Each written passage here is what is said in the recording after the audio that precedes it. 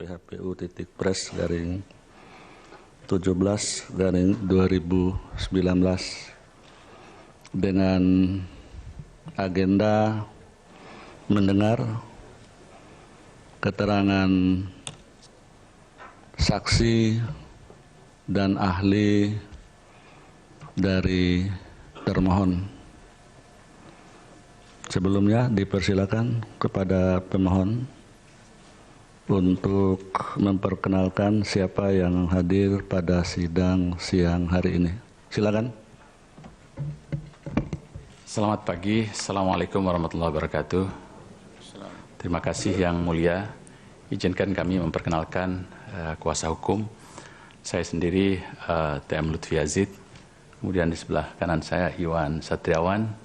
Kemudian rekan Iskandar Sonhaji dan rekan Dorel Amir. Sekian yang mulia. Terima kasih. Ya, terima kasih. Termohon silakan. Terima kasih yang mulia. Assalamualaikum warahmatullahi wabarakatuh. Waalaikumsalam. Dari termohon sudah hadir salah seorang komisioner KPU RI, Bapak Ilham Saputra. Dari tim kuasa hukum hadir Ali Nurdin Sarjana Hukum, Arif Effendi Sarjana Hukum, Muhammad Rujito Sarjana Hukum, Samsudin Salawat Sarjana Hukum, Subagio Aridharma Sarjana Hukum, Budi Rahman Sarjana Hukum, Ridwan Saleh Sarjana Hukum, Denny Martin Sarjana Hukum, Muhammad Agus Riza Sarjana Hukum, Agus Koswara Sarjana Hukum, Bagas Irawan Putra Sarjana Hukum. Demikian yang mulia. Assalamualaikum warahmatullahi wabarakatuh. Ya. Baik. Pihak terkait silakan. Terima kasih yang mulia. Assalamualaikum warahmatullahi wabarakatuh. Hari ini kami dari pihak terkait yang hadir dalam persidangan ini, dari sebelah kanan saya Taufik Basari, Iwayan Sudirta, Trimedia Panjaitan sebagai pendamping, Profesor Dr. Yusril Ijah Mahendra sebagai ketua tim, saya sendiri Ade Irfan Pulungan, Pak Arsul Sani sebagai pendamping, Luhut Pangaribuan, Andi Safrani, Pasang Haru Raja Gugu, Kris Taufik Erlinda sebagai pendamping, Teguh Samudra Kristina Aryani, Juri Ardiantoro sebagai pendamping, Arteria Dahan sebagai pendamping, Hermawi Taslim, Iksan Abdullah, Fahri Bahmid, Heri Ertiawan, dan M. Iqbal Sumarlan. Untuk sidang siang hari ini, juru bicara kami yang pertama Profesor Dr. Yusril Ijah Mahendra, yang kedua Luhut Pangaribuan dan Andi Safrani. Terima kasih yang mulia. Ya, baik. Terima kasih. Bawaslu silakan. Terima kasih yang mulia. Assalamualaikum warahmatullahi wabarakatuh. Selamat siang, salam sejahtera untuk kita semua. Kami Bawaslu hadir, saya sendiri. Terima kasih yang mulia. Assalamualaikum warahmatullahi wabarakatuh. Selamat siang, salam sejahtera untuk kita semua. Kami Bawaslu hadir, saya sendiri Abhan, kemudian dibantu oleh beberapa staf di belakang saya, Witra Sinaga, Bella Natania, Bella Octaviani, Nur Ramadan, Agnes Natasia, Giona Giovan, Hoza Farhoni, dan Vera Maulida. Demikian yang mulia. Terima kasih. Ya, terima kasih. Ya, sebelum kita dengar keterangan saksi dan ahli, perlu disampaikan untuk kembali ke tata tertib persidangan, setiap yang keluar masuk ruang sidang atau ada perpindahan tempat duduk supaya seizin majelis. Baik, termohon ada berapa saksi dan ahli yang akan diajukan? Terima kasih yang mulia. Dari pihak termohon, setelah mencermati, melihat perkembangan persidangan dari saksi-saksi yang diajukan oleh pemohon, maka kami berkesimpulan untuk tidak mengajukan saksi yang mulia. Yang kedua, untuk ahli, kami mengajukan satu orang ahli di dalam persidangan, yaitu Bapak Profesor Dr. Insinyur Marsudi Wahyu Kisworo, ahli dalam bidang IT, profesor pertama IT di Indonesia, dan juga arsitek dari IT di KPU. Dan yang kedua adalah Bapak Dr. Yawan Chandra, itu yang kami ajukan keterangannya dalam bentuk tertulis, sudah kami masukkan di bawah tadi. Ya, demikian Yang Mulia, terima kasih. Baik, terima kasih. Silakan. Ahli. Disumpah dulu.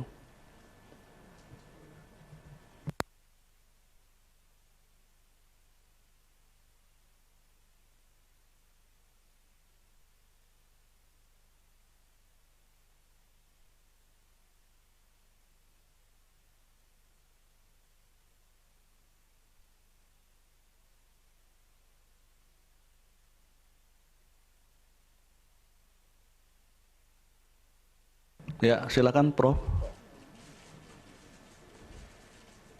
Ke depan untuk diambil sumpahnya dulu. Ya, silakan Yang Mulia Prof. Pak Wahidudin untuk memandu persidangan.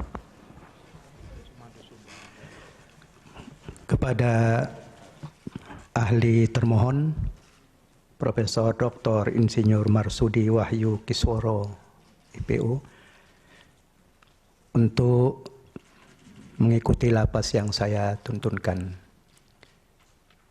Bismillahirrahmanirrahim. Demi Allah, saya bersumpah sebagai ahli akan memberikan keterangan yang sebenarnya sesuai dengan keahlian saya. Ya, terima kasih. Oke, langsung ke podium.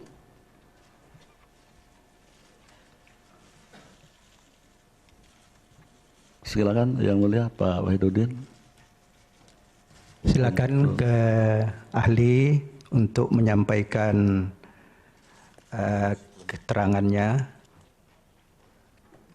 dan diberikan waktu paling lama 10 menit dan nanti akan dilanjutkan dengan pendalaman dari termohon, pihak terkait, Bawaslu dan pemohon. Kami persilakan kepada ahli. Yang Mulia, boleh menyampaikan sesuatu? Oleh karena ahli yang dihadirkan hanya satu orang dan tidak ada saksi, mohon kiranya dapat diberikan waktu yang lebih panjang kepada ahli ini untuk menerangkan keterangannya. Saya kira akan sebanding dengan apa yang tadi malam, tadi pagi kita dengar dua ahli yang diajukan oleh pihak pemohon. Ya. Mohon dipertimbangkan Yang Mulia. Iya, tadi malam kan Prof juga mempersoalkan tentang keadilan waktu. Jadi kita sudah sepakat bahwa untuk pemaparan para ahli yang disampaikan para pihak memang meskipun memang pada realnya kemudian berkembang menjadi hampir 20 menit ya. Ya nanti Mahkamah akan melihat perkembangan, artinya kalau memang bisa akan tidak cukup 10 menit, mungkin paling lama 20 menit karena memang semalam untuk pemaparan ahlinya para pemohon, formnya kita beri 10 menit tapi realnya memang sampai 20 menitan. Itu ya. Jadi mungkin kita ambil tengah Prof. Ya. Yusril. Terima kasih. Ya. Jadi nanti ada toleransi waktu nanti Prof. Silakan.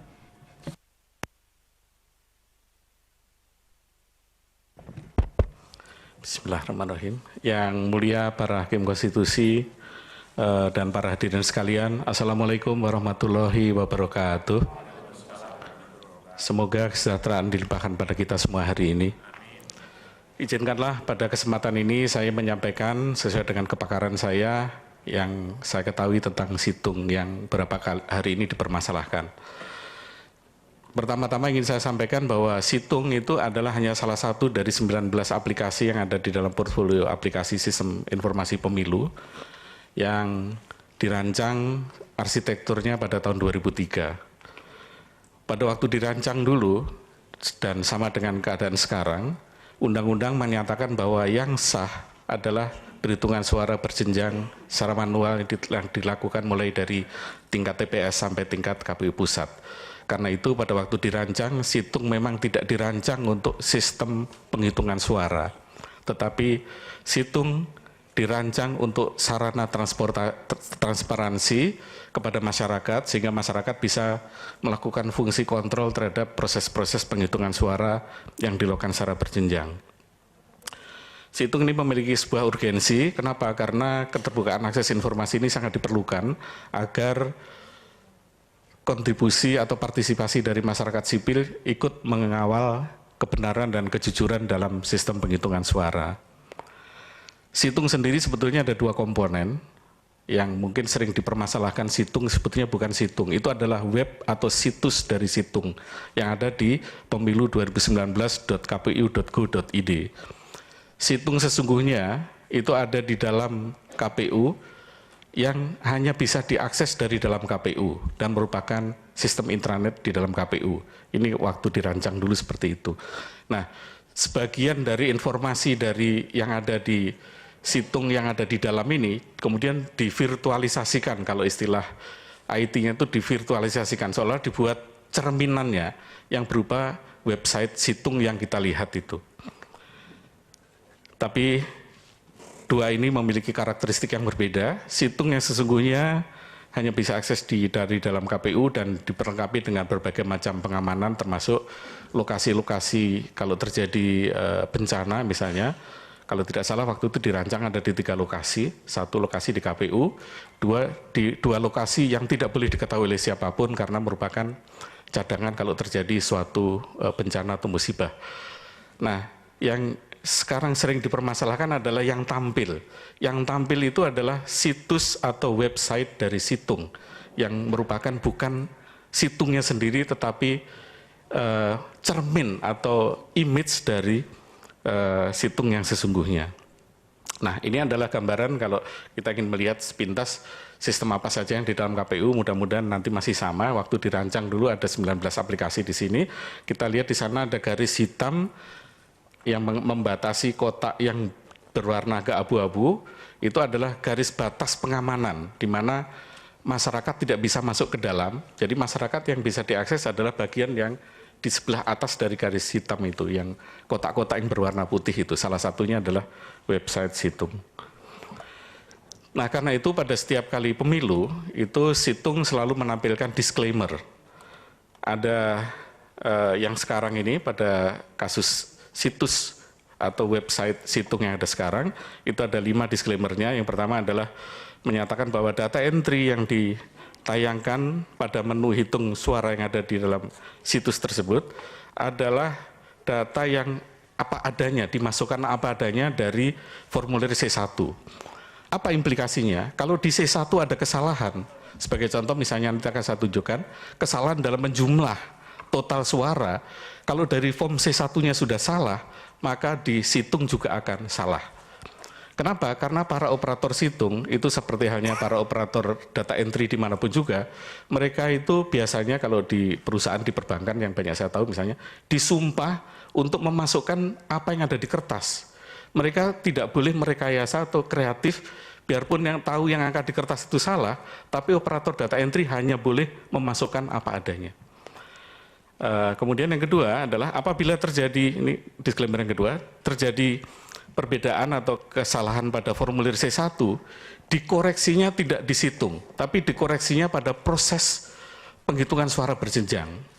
Sehingga bisa terjadi bahwa di suara berjenjang sudah dikoreksi suaranya, di situng dia tidak dikoreksi. Kenapa? Karena memang situng itu langsung dari C1 dari TPS, dibawa ke KPU daerah, kemudian langsung di-upload. Nah, yang ketiga adalah apabila terjadi perbedaan antara yang ada di situs web dengan di formulir C1, maka yang lebih benar adalah yang ada di penghitungan suara berjenjang. Kemudian yang terakhir adalah KPU menyatakan jumlah per tanggal 21 Mei 2018, jumlah TPS-nya ada 813.350 dan seterusnya. Nah, saya ingin menyampaikan sedikit mengenai satu hal yang sering jadi pembicaraan, di mana seolah-olah ada usaha sengaja untuk melakukan perubahan suara di situng. Mari kita tampilkan data yang saya download. Ini data pada tanggal 25 April 2019, kira-kira seminggu setelah pencoblosan. Kita lihat di tabel ini, ternyata suara, penambahan suara maupun pengurangan suara itu terjadi pada kedua belah pasangan. Jadi tidak ada spesifik pada satu pasangan saja. Dua-duanya mengalami ada yang menambah, ada yang pengurangan. Yang kedua adalah dari data ini, kalau saya tampilkan plotnya seperti ini, untuk level provinsi, ini menunjukkan suatu pola yang tidak teratur, pola yang acak. Kalau kita lakukan uji chi-square, mungkin Bapak Ibu yang menguasai statistik untuk menguji apakah pola tersebut teratur tidak, uji chi-square menunjukkan bahwa angka-angka ini adalah angka-angka yang sangat acak. Tidak ada pola keteraturan sama sekali. Kalau kita perdalam sampai level kabupaten kota, ini datanya mungkin nanti bisa saya serahkan, ada tebal sekali. Kalau kita petakan seperti ini, kita lihat lebih acak lagi. Yang merah itu adalah perolehan suara 01, yang biru perolehan suara 02. Jadi di situ merah ada yang ditambah, tapi ada juga yang berkurang di kabupaten yang lain. Biru juga sama demikian. Nah, sekali lagi di sini juga dari chart atau grafik ini kelihatan sekali bahwa tidak ada pola yang teratur, tidak ada. Kemudian kalau kita lakukan uji statistik juga sama, tidak ada di dalam uji ketidakteraturan dia akan menunjukkan hasil dia adalah angka-angka yang random. Nah, ini adalah posisi pada tanggal 25 April 2019. Posisi terakhir yang saya bandingkan antara data situng dengan data dari kawal pemilu. Data kawal pemilu sudah mencapai 96%, 96,45%. Situng pada waktu itu 97,14% kalau tidak salah, sekitar 97%. Artinya dua-duanya ini sudah sampai hampir semua suara masuk. Ternyata dari dua ini masih ada perbedaan sedikit. Perbedaannya adalah pada perolehan suara 01, masih ada perbedaan kira-kira 233 TPS. Nah, kita lihat kemajuan yang luar biasa yang dilakukan oleh KPU. Pada tanggal 25 April itu masih ribuan, masalahnya masih ribuan. Tetapi pada tanggal 10 Juni kemarin, untuk pasangan 01 hanya 233. Dan melibatkan hanya 12.889 suara. Pengaruh pada perolehan suara 02 itu kesalahan entry tadi terjadi di 400 kabupaten kota, 400 TPS, maaf yang mulia, 400 TPS yang melibatkan suara sebesar 14.990. Jadi kalau di total situng per 10 Juni masih ada salah di 233 TPS plus 600 TPS. Nah, apa saja kesalahannya?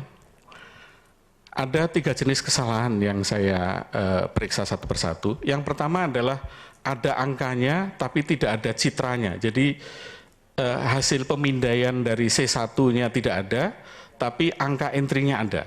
Ini yang paling banyak. Hampir kira-kira 40% yang seperti itu. Tapi tidak ada pengaruh pada suara. Yang ada adalah gambar C1-nya tidak ada, tapi entry-nya ada. Yang kedua adalah masalah di data pendukung, misalnya penjumlahan antara perolehan 01 dengan 02, 01 misalnya jumlahnya A, 02B harusnya jumlahnya C, tapi dituliskan D misalnya. Nah, ini yang kesalahan yang paling baik, yang nomor 2, kira-kira 30%. Nah, yang sedikit, yang 20% itu hanya yang betul-betul memang terjadi di mempengaruhi perolehan suara di masing-masing, tetapi seperti saya tunjukkan tadi, dua-duanya ada yang diuntungkan dan dua-duanya ada yang dirugikan. Saya tidak tahu, mungkin status saat ini mungkin sudah tinggal lebih sedikit lagi, karena setiap hari saya melihat data situng ini selalu diperbaiki, selalu direvisi dan seterusnya mungkin oleh KPU, sehingga makin lama memang makin sedikit. Kalau kita bandingkan dari sekitar 5.000 lebih pada bulan April, 25 TPS. Kemudian kalau kita tampilkan satu grafik lagi, ini juga gambar ini menunjukkan yang pojok yang kiri bawah yang mulia. Ini menunjukkan grafik perbandingan perolehan suara pasangan 01 dan 02. Yang merah adalah 01, yang biru 02. Kita melihat pada tahap-tahap awal itu memang terjadi persaingan yang ketat.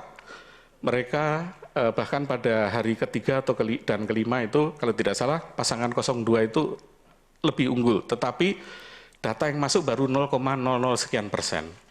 Nah, tetapi dengan makin banyak data, kita lihat di sana di grafik yang di pojok kiri bawah itu makin menunjukkan bahwa selisihnya makin lama makin melebar dan makin jauh.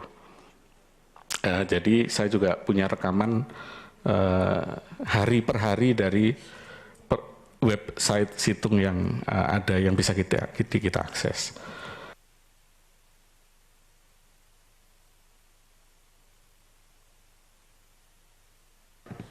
Bunyi.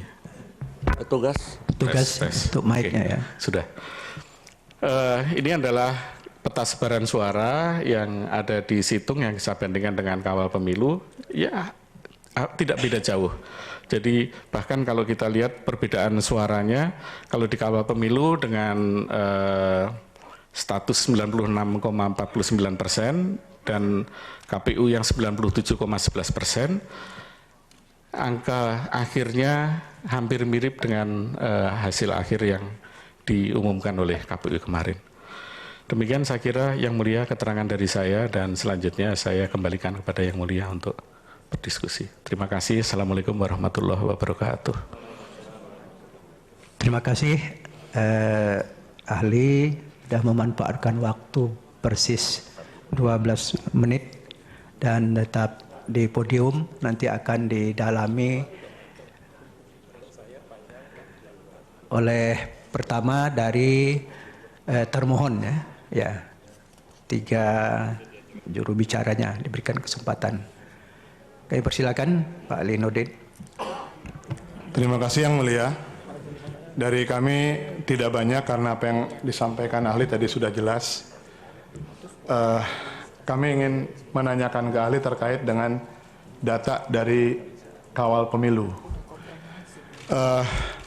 Tolong ahli jelaskan bagaimana pergerakan situng terkait dengan perolehan suara masing-masing pasangan calon dibandingkan dengan dari kawal pemilu sejak awal.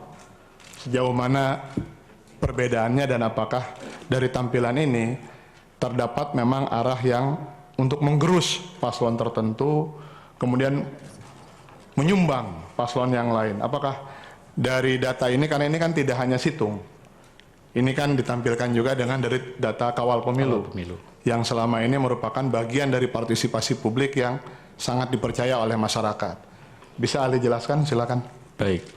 Perlu saya sampaikan pertama bahwa kawal pemilu itu adalah inisiatif dari masyarakat, di mana selain mengumpulkan C1 dari jalur-jalur masyarakat, jadi kalau di kawal pemilu itu C1-nya lebih dari 1, karena yang mengupload bisa banyak. Tetapi di sana dilakukan proses verifikasi dan cek, dan baru kemudian di entry, sehingga mungkin dari kualitas entry-nya mungkin lebih valid ya. Nah, kalau kita lihat di diagram ini, di chart ini, yang merah di atas itu adalah perolehan suara dari pasangan 01 dari situng. Kemudian baris yang kedua yang hijau itu adalah perolehan suara 01 dari kawal pemilu.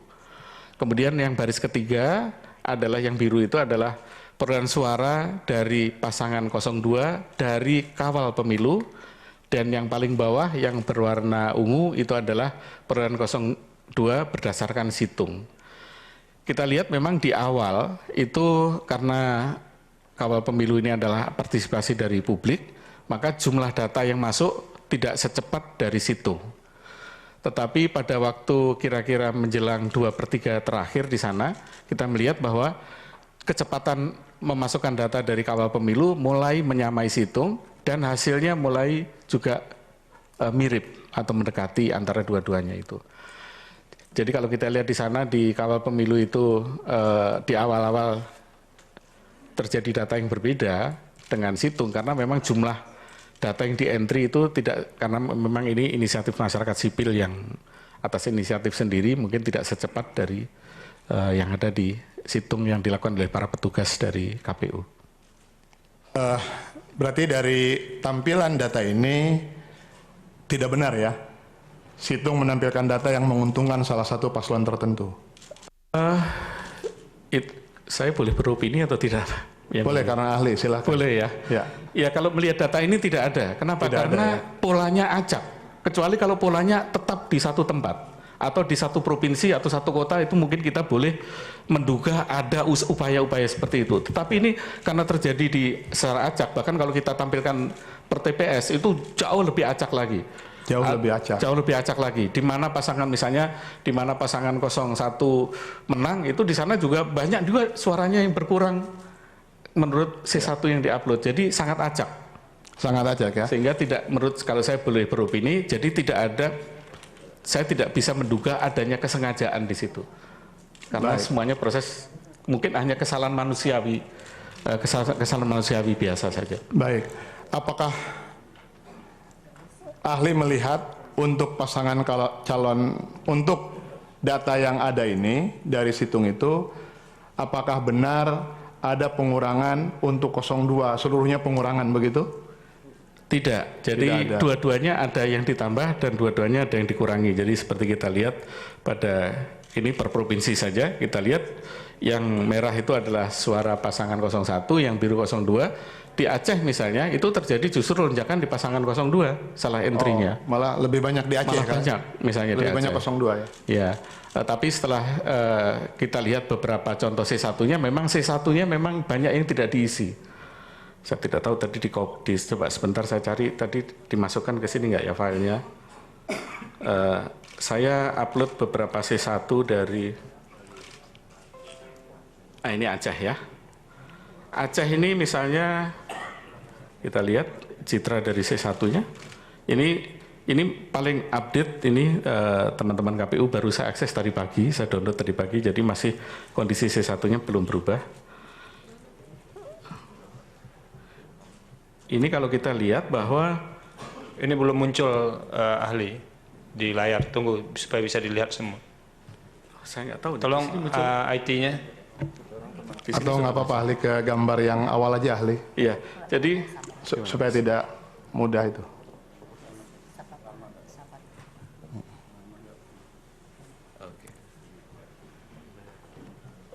Ya, yang ini.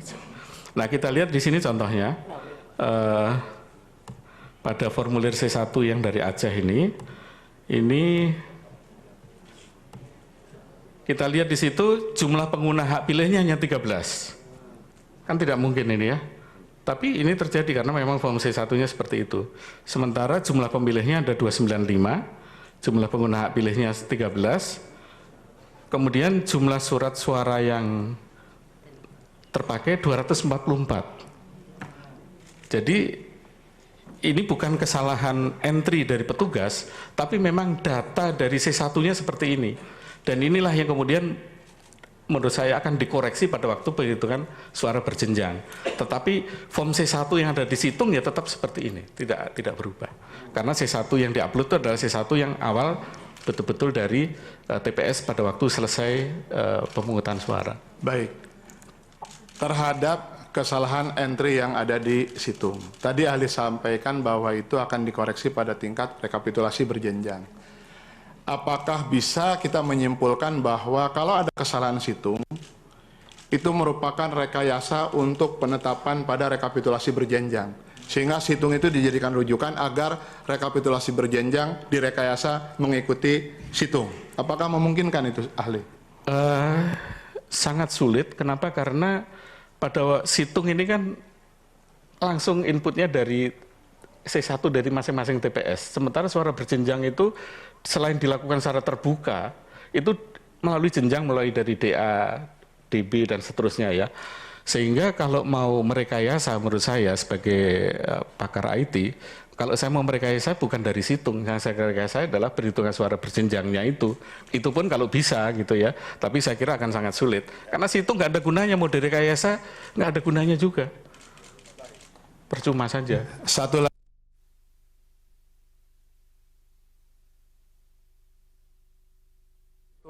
Kemudian bisa masuk ke rekapitulasi.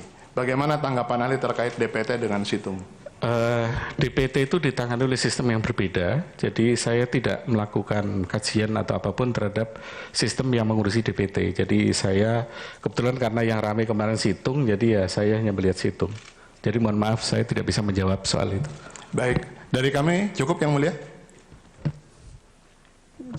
Tambahan dari rekan kami, silakan. Silakan. Terima kasih Yang Mulia. Hanya satu pertanyaan saya. Terkait dengan keamanan ya, menurut ahli keamanan situng atau server KPU itu sejauh mana, seberapa kuat gitu? Terima kasih. Baik, jadi kalau kita bicara dunia IT, keamanan itu selalu berbanding terbalik dengan kenyamanan. Kalau kita mau nyaman, pasti keamanannya berkurang. Tapi kalau kita mau sangat aman, maka kenyamanannya akan berkurang. Ini sehingga di dalam implementasi IT kita harus mempertimbangkan dua hal itu. Nah, mari kita lihat pada kasus situng. Situng yang saya sebut situng yang webnya, situs pemilu 2019 itu adalah web situng. Itu pertama dirancang untuk informasi kepada masyarakat. Untuk sarana transparansi tadi.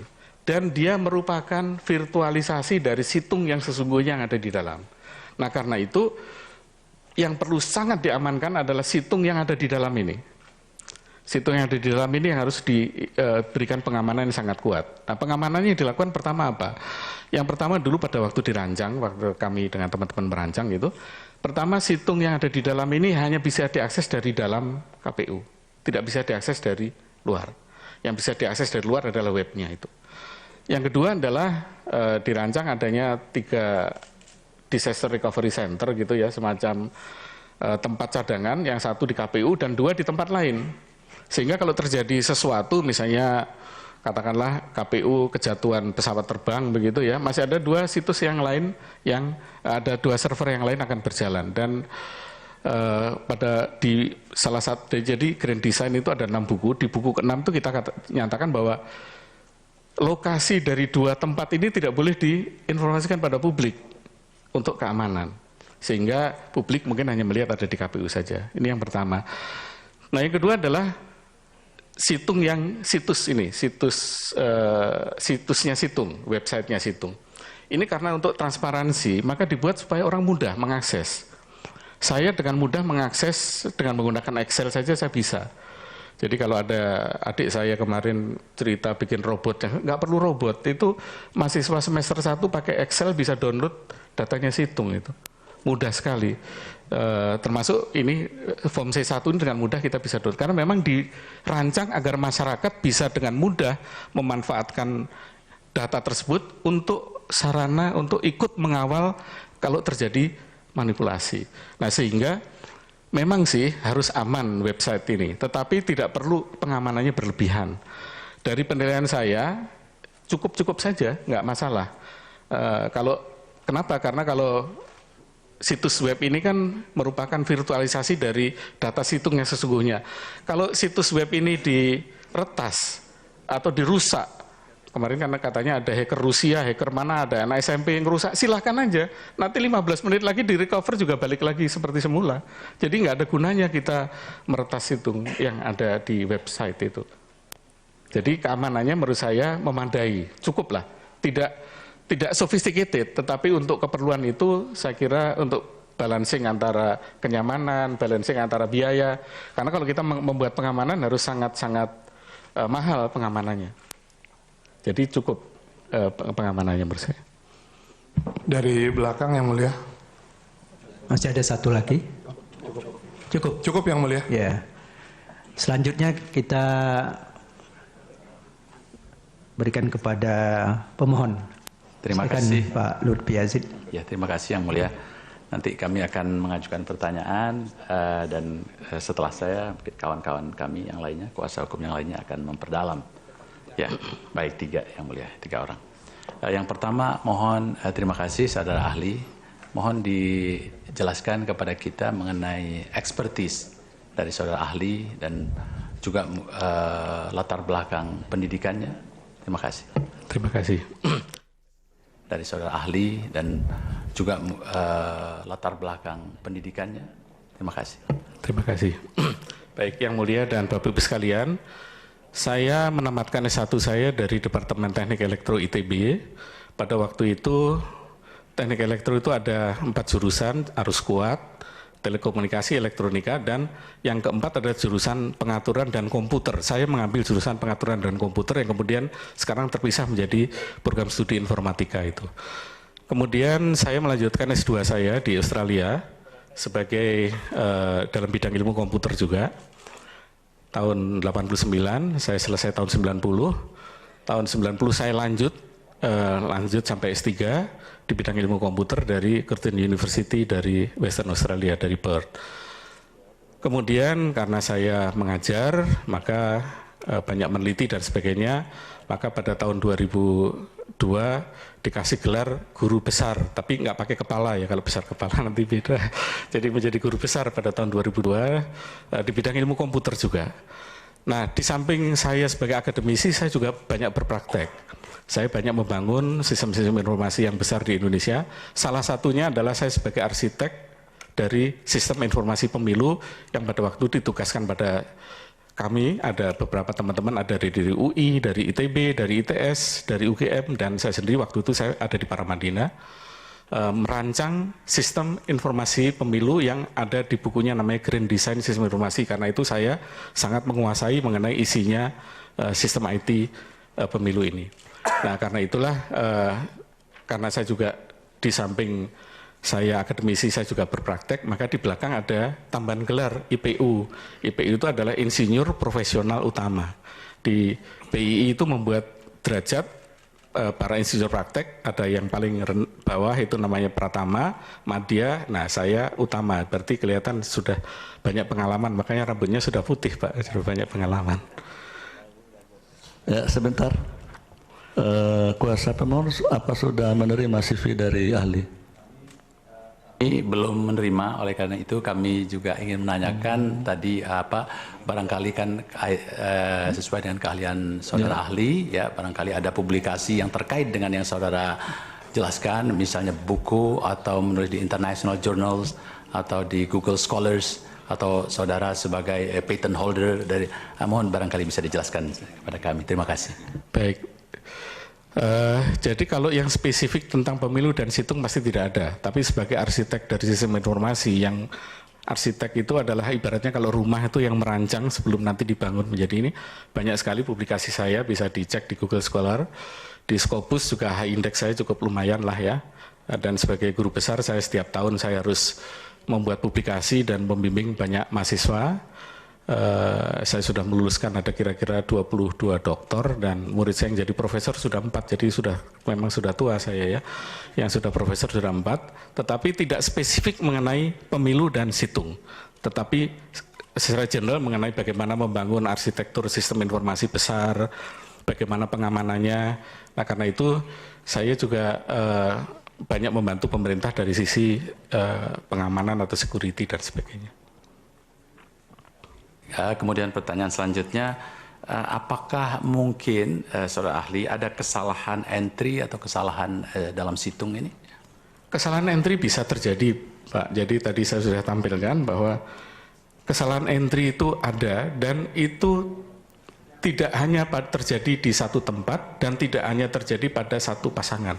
Dua-duanya ada dan tersebar di daerah secara acak. Jadi bisa karena kesalahan entry. Karena itu saya di sini kalau boleh beropini, saya tidak menyebut itu kecurangan, tapi kesalahan human error biasa saja, karena mungkin ngentri angka itu kan paling melelahkan, Pak. Kalau ngentri tulisan masih bisa kita baca, kalau angka kadang-kadang slip 1 digit atau berubah 8 jadi 0 dan sebagainya. Itu bisa terjadi, sangat bisa, dan tadi sudah saya tampilkan datanya, itu terjadi di semua daerah secara acak, dan kemudian meliputi suara 01 maupun 02. Sampai situs terakhir tanggal 10 Juni pada waktu saya akses kemarin masih ada di 633 TPS. Yang lainnya sudah tidak ada masalah.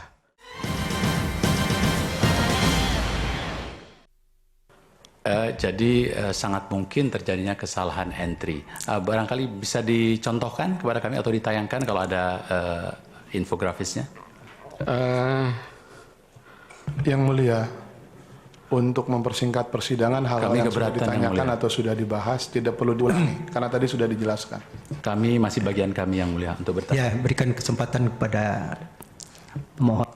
Ya, ini contohnya misalnya diambil misalnya Gorontalo lah ya, itu di Situng ditulis 4.451, tetapi setelah dilakukan cek fisik ke C1-nya ternyata suara 01 3.811 sehingga ada penambahan suara 640 di 01. Di tempat yang sama 02 menurut Situng 4784 tetapi di cek hanya 4043, penambahan suaranya 741.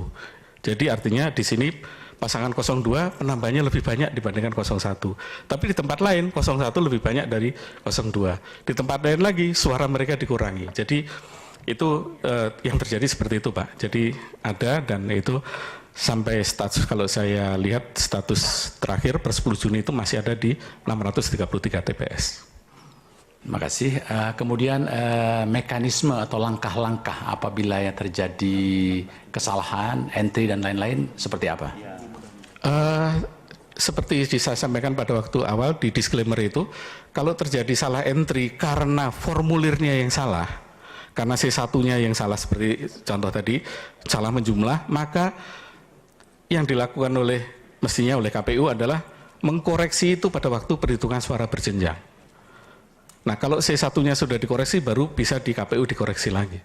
Tetapi tidak boleh KPU mengkoreksi angkanya tanpa merubah C1-nya, karena nanti terjadi ketidakkonsistenan antara citra atau image dari C1 dengan angkanya bisa tidak sama. Kemudian disebutkan tadi disclaimer ya. Apa itu disclaimer dan kemudian bagaimana menentukan disclaimer itu? Siapa yang menentukan ini harus ada disclaimer dan seperti apa? Apakah itu sepihak saja atau bagaimana? Mohon dijelaskan. Ini memang salah satu penyakit dari bangsa kita Pak. Jadi saya juga mungkin memasukkan KPU lain kali jangan pakai kata disclaimer. Banyak orang nggak paham itu disclaimer itu apa gitu ya. Jadi disclaimer itu syarat dan ketentuan berlaku lah kira-kira kalau ini Pak. Dan siapa yang menentukan, yang membuat adalah dari pemilik. Jadi kalau saya menyatakan misalnya saya begini, tapi ada disclaimernya dengan syarat dan ketentuan begini. Itu memang dari pihak pemilik dalam hal ini KPU.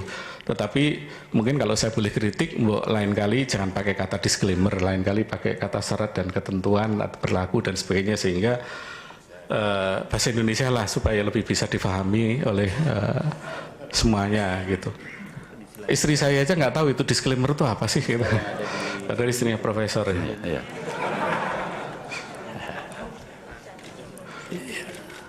Ya, terima kasih. Karena begini kita pernah baca begitu ya di dalam disclaimer law itu disebutkan bahwa disclaimer is not enforceable if the other party is not concerned to it gitu. Bagaimana menurut saudara? Jadi sebaiknya bagaimana disclaimer itu? Ya mohon maaf Pak, saya ini profesor ilmu komputer, jadi saya nggak memahami hukum. Jadi mungkin bapak-bapak yang memahami hukum mungkin lebih bisa itu. Tetapi dalam praktek IT selalu normal begini. Kalau kita install Microsoft Office saja misalnya, di situ ada disclaimer bahwa kalau terjadi kerusakan karena data dan sebagainya, maka Microsoft tidak bertanggung jawab. Jadi praktek yang sangat lazim di dunia software untuk selalu memberikan disclaimer sehingga membatasi kewajiban dari penyedia software tadi di luar hal-hal yang di luar kekuasaan dia. Nanti sama Pak, kalau Bapak servis HP misalnya ke tukang servis, disclaimernya adalah Pak kalau datanya hilang nggak tanggung jawab ya, Bapak harus bilang iya. Karena disclaimernya begitu, nggak boleh marah nanti kalau datanya hilang, karena kalau HP di repair itu bisa saja terjadi kerusakan data. Itulah disclaimer dalam bidang IT. Kalau di bidang hukum, saya serahkan pada para ahli hukum yang mulia yang ada di sini. Sementara dari kami sekian dulu, rekan kami akan melanjutkan.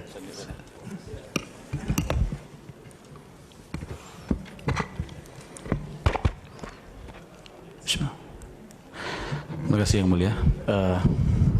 Saudara ahli, saya mengkonfirmasi satu hal dulu.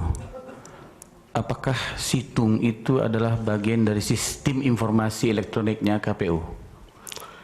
Dia merupakan bagian dari keseluruhan sistem informasi pemilu yang ada di dalam gambar di sini. Iya.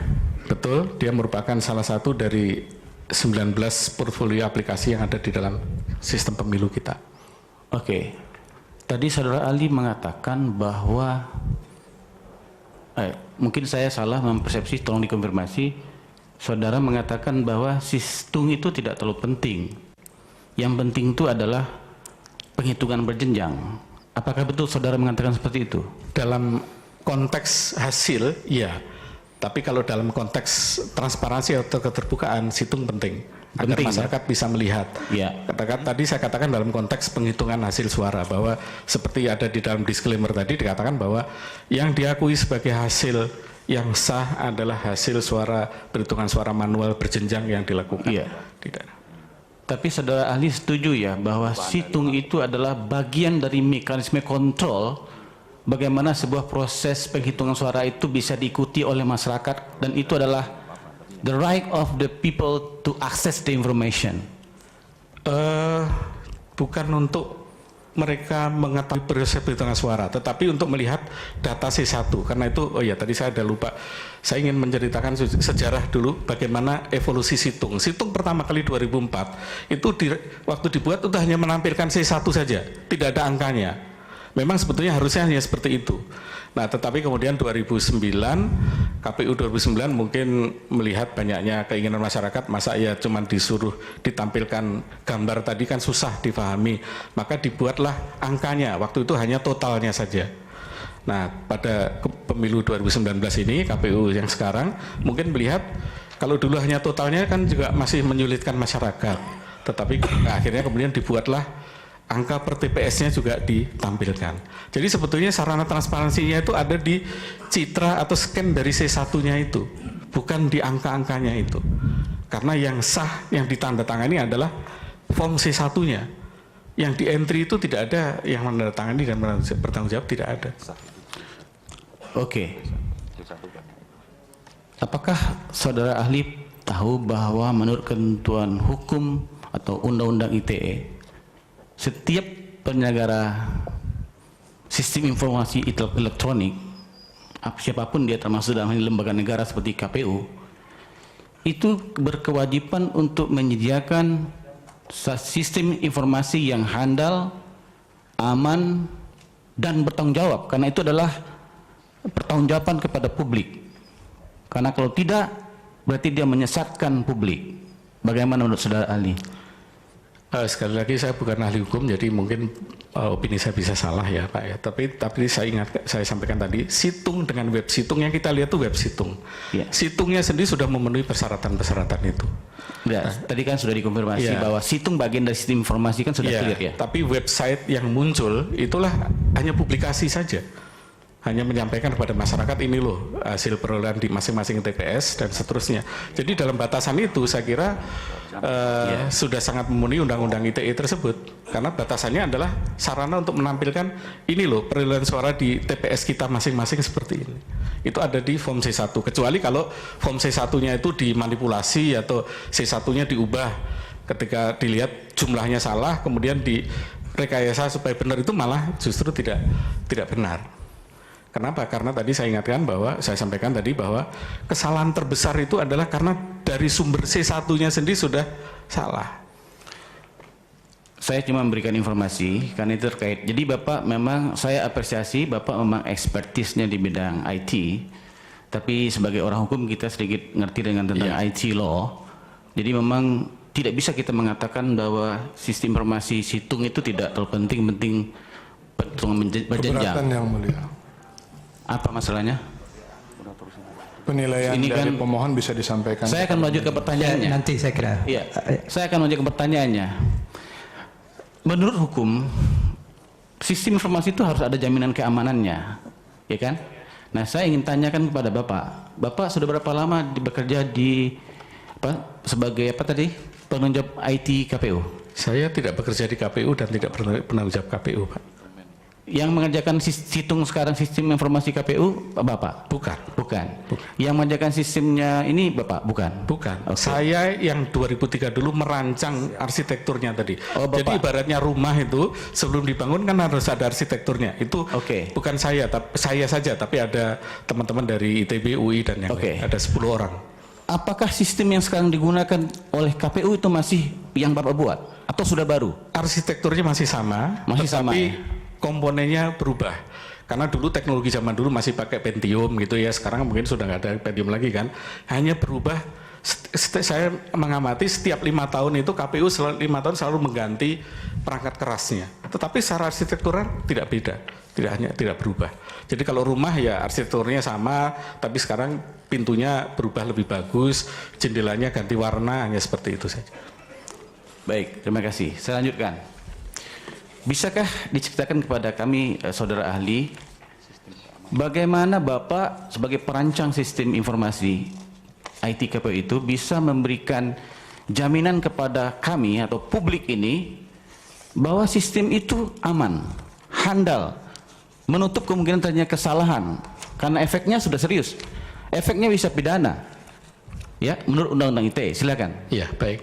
Sekali lagi saya sampaikan bahwa arsitektur itu hanya membuat gambar dan kemudian syarat-syarat. Jadi ada 6 buku di dalam buku Grand Design itu, buku ke-6-nya itu bicara mengenai pengamanan, security. Ada semua standar-standar yang harus diikuti di sana. Nah, kemudian arsitektur ini, desain ini kemudian diimplementasikan oleh developer yang membangun. Nah, yang membangun itu bukan kami. Nah, saya tidak tahu apakah yang dibangun itu memenuhi standar itu atau tidak, tapi saya yakin dengan profesionalisme mereka, pasti mereka mengikuti spesifikasi yang ada di dalam arsitektur itu. Karena arsitektur hanya membuat spesifikasi. Boleh saya konfirmasi? Bapak tadi mengaku Bapak yang mendesain sistem itu. Arsitekturnya, ya. Arsitekturnya. Sampai sekarang masih menggunakan arsitektur yang sama. Pertanyaan saya, lalu siapa yang, kalau Bapak tadi mengatakan saya tidak bertanggung jawab, siapa yang bisa menjamin atau bertanggung jawab terhadap sistem keamanan sistem informasi itu? Yang membangun. Siapa, Pak? Saya tidak tahu karena saya bukan kontraktornya. Jadi ibaratnya rumah, Pak, saya jelaskan kepada rekan-rekan sekalian mungkin yang agak konfus ya. Kalau kita mau bikin rumah, itu pertama dibuat arsitekturnya dulu. Setelah arsitekturnya jadi, kita serahkan pada pemborong untuk membangun. Pemborong itulah yang harusnya membangun mengikuti standar-standar yang ada dalam arsitektur itu. Nah, saya arsitekturnya, bukan pemborong yang membangun rumahnya. Kira-kira gitu perumpamaannya. Oke, kalau begitu nanti kita minta penjelasan dari KPU. Siapa yang bertanggung jawab terhadap kalau sistem itu tidak ada jaminan keamanannya? Karena Bapak tidak bertanggung jawab. Bapak membuat tapi tidak bertanggung jawab. Bapak sekali lagi ingin saya sampaikan. Saudara pemohon, kan sudah dijelaskan. Ini kan ada kelompok-kelompoknya. Iya. Beliau itu tadi dikatakan mendesain membuat rancang bangunnya. Jadi kalau kita bikin rumah itu kan ada yang dari kertas-kertas itu. Ini itu kerja beliau. Tapi tukangnya lain lagi. Iya. Nah, kalau Anda mau bertanya ke KPU silahkan tanya.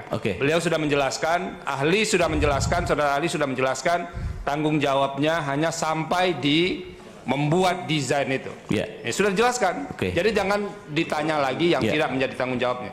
Terima kasih Yang Mulia. Penjelasan dengan tukang ini lebih mudah saya pahami. Ya, contohnya lebih sederhana. Boleh saya lanjutkan? Ya. Saya bisa pahami kalau Bapak hanya mendesain, tapi Bapak tidak bertanggung jawab terhadap sistem keamanannya. Setahu Bapak, setelah Bapak desain arsitektur sistem informasi itu, siapa yang mengerjakannya? Saya tidak tahu karena saya tadi bukan orang sudah KPU. dijawab oleh ahli, tidak tahu kok dipaksakan. Oh, tidak tahu ya. Saya kan berkonfirmasi. Kalau tidak tahu ya. Saudara termohon sabar juga. Kita ini ada di sini loh. Jangan Anda jawab langsung seolah-olah hakim tidak ada aja di ruang sidang ini. Tolong dijaga situasi kewibawaan ruang sidang ini.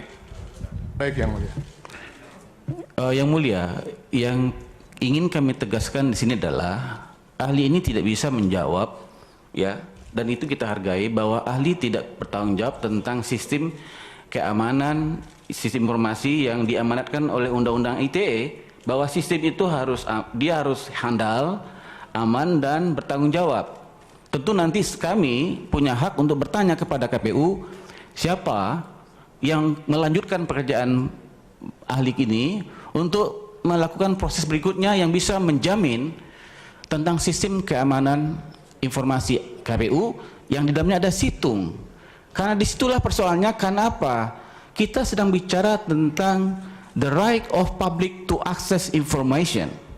Tidak bisa kita kemudian mengatakan bahwa that's not important. Pak, itu penting. Saudara pemohon, tugas pihak-pihak sebetulnya dalam ruang sidang itu kan membentangkan saja. Nanti kami yang akan menilainya. Jadi Anda tidak boleh juga melakukan penilaian, ya. Tugas kami hakim akan membaca semua apa yang terbentang di ruang sidang ini. Jadi jangan kemudian memberikan penilaian juga. Silakan. Bisa saya lanjutkan, Pak? Menurut informasi yang kemarin sudah disampaikan oleh ahli teknologi yang lain, saya kira biasa itu terjadi. Pakar IT yang lain mengatakan bahwa situng yang ada sekarang itu tidak safe. Ya, saya kira bisa di refer kepada Profesor Sugianto yang kemarin saya ikut sampai subuh. Situng sekarang itu tidak safe. Dia memberikan kemungkinan kepada faktor eksternal untuk melakukan intervensi. Bagaimana penjelasan dari Pak? Ya, kembali saya ingin sampaikan bahwa situng dengan website situng KPU harus dari terminal yang dimaksud itu website situng mungkin benar, tapi adalah website yang merupakan saya kira tidak seperti itu. Situngnya sendiri tidak bisa diakses sama sekali dari luar. Kita harus masuk ke dalam kantor KPU, harus dari terminal yang di sana baru kita bisa mengakses situng yang ada di sana. Nah, yang kita lihat itu Yang Mulia dan Bapak Ibu sekalian, itu adalah website yang merupakan cerminan. Jadi sebagian data dari situng divirtualisasikan ke sana. Nah, kalau sistem yang di web ini mau di retas, mau dimasuki, mau dibom juga nggak apa-apa, karena apa? 15 menit kemudian akan di-refresh yang baru lagi. Itulah keamanan yang kita buat untuk melindungi keamanan dari website situng.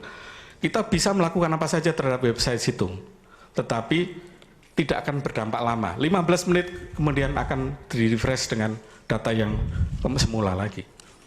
Baik, penjelasannya ini bagaimana kemudian proses entry data di situng itu, C1-nya itu bisa diintervensi dengan editan, dan itu dibuktikan dengan simulasi. Saya kira risalahnya masih bisa kita lihat.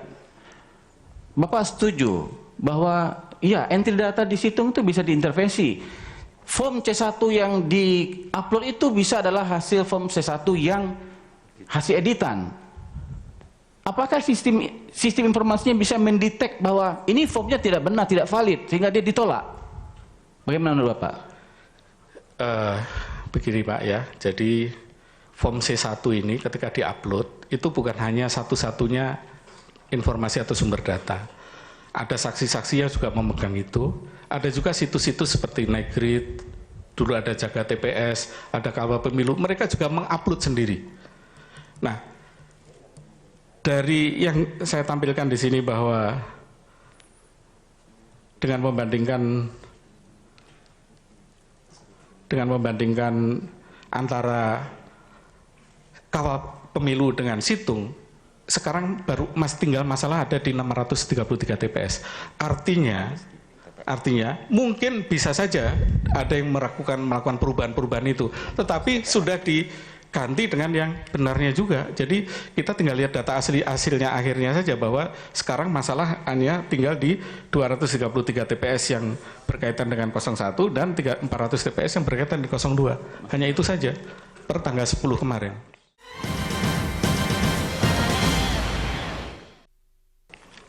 Data kita menunjukkan masih 600, Pak. Kok 600? Ya? 1000 berapa? Per tiap hari berubah, Pak, karena memang tiap hari direvisi kan. Sampai tanggal berapa? Tanggal berapa? Ya. 6 Juni. 16 Juni. Oke. Ya karena Baik. KPU juga melakukan perbaikan, jadi kita nggak bisa debat angka karena tiap hari pasti berubah. Ya, baik. Terima kasih Bapak. Karena tadi malam itu ahli IT yang tampil itu dengan sebuah simulasi. Ya, tadi Bapak juga membuat statement bahwa sistem itu bisa segera di-refresh kalau terjadi kesalahan. Ya. Sekarang saya challenge Bapak untuk bisa memberikan sebuah bukti dan dengan simulasi bahwa itu bisa dilakukan refresh secepat mungkin. Sehingga informasi yang salah tidak terlanjur diterima oleh publik. Bisa? Itu hanya KPU Pak yang bisa, bukan saya Pak.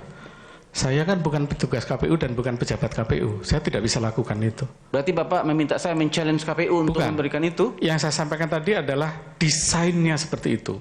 Dan saya yakin sampai sekarang masih seperti itu. Karena berapa kali saya menyaksikan sendiri ketika ada upaya-upaya untuk melakukan peretasan pada situs pemilu 2019, itu tidak lama kemudian terjadi dikembalikan lagi semula. Dan itulah yang oleh beberapa pakar yang saya kemarin dengar pada saya nonton sidang di sini, yang dikatakan ada delay. Delay itu sebetulnya ketika terjadi suatu manipulasi, maka sistem ini merefresh. Bukan delay karena ada orang yang bisa ditunjukkan dengan gambar Pak. Kami ini bukan ahli IT.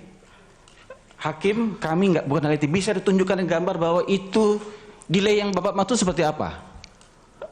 Begini, kemarin kan ada salah satu statement dari salah satu saksi mengatakan data sudah di-entry tapi baru muncul 5 menit kemudian, ya kan? Kenapa tidak instan? Nah, ini adalah karena mungkin pada waktu itu sedang terjadi refresh. Mungkin juga karena besarnya data berbeda. Pak, kita bicara dengan scientific approach. Jadi kalau Bapak sering menggunakan kata-kata mungkin, itu bagaimana saya bisa meyakini apa yang Bapak katakan kalau Bapak terlalu banyak mengatakan kata mungkin?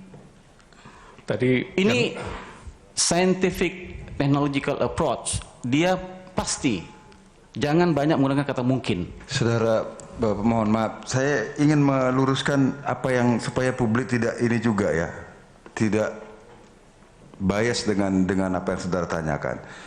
Saudara tadi kalau tidak salah menanyakan apakah itu bisa diperbaiki, begitu kan ya, awalnya. Betul, ya. Nah, apakah itu bisa? Betul. Bapak itu bisa. Benar.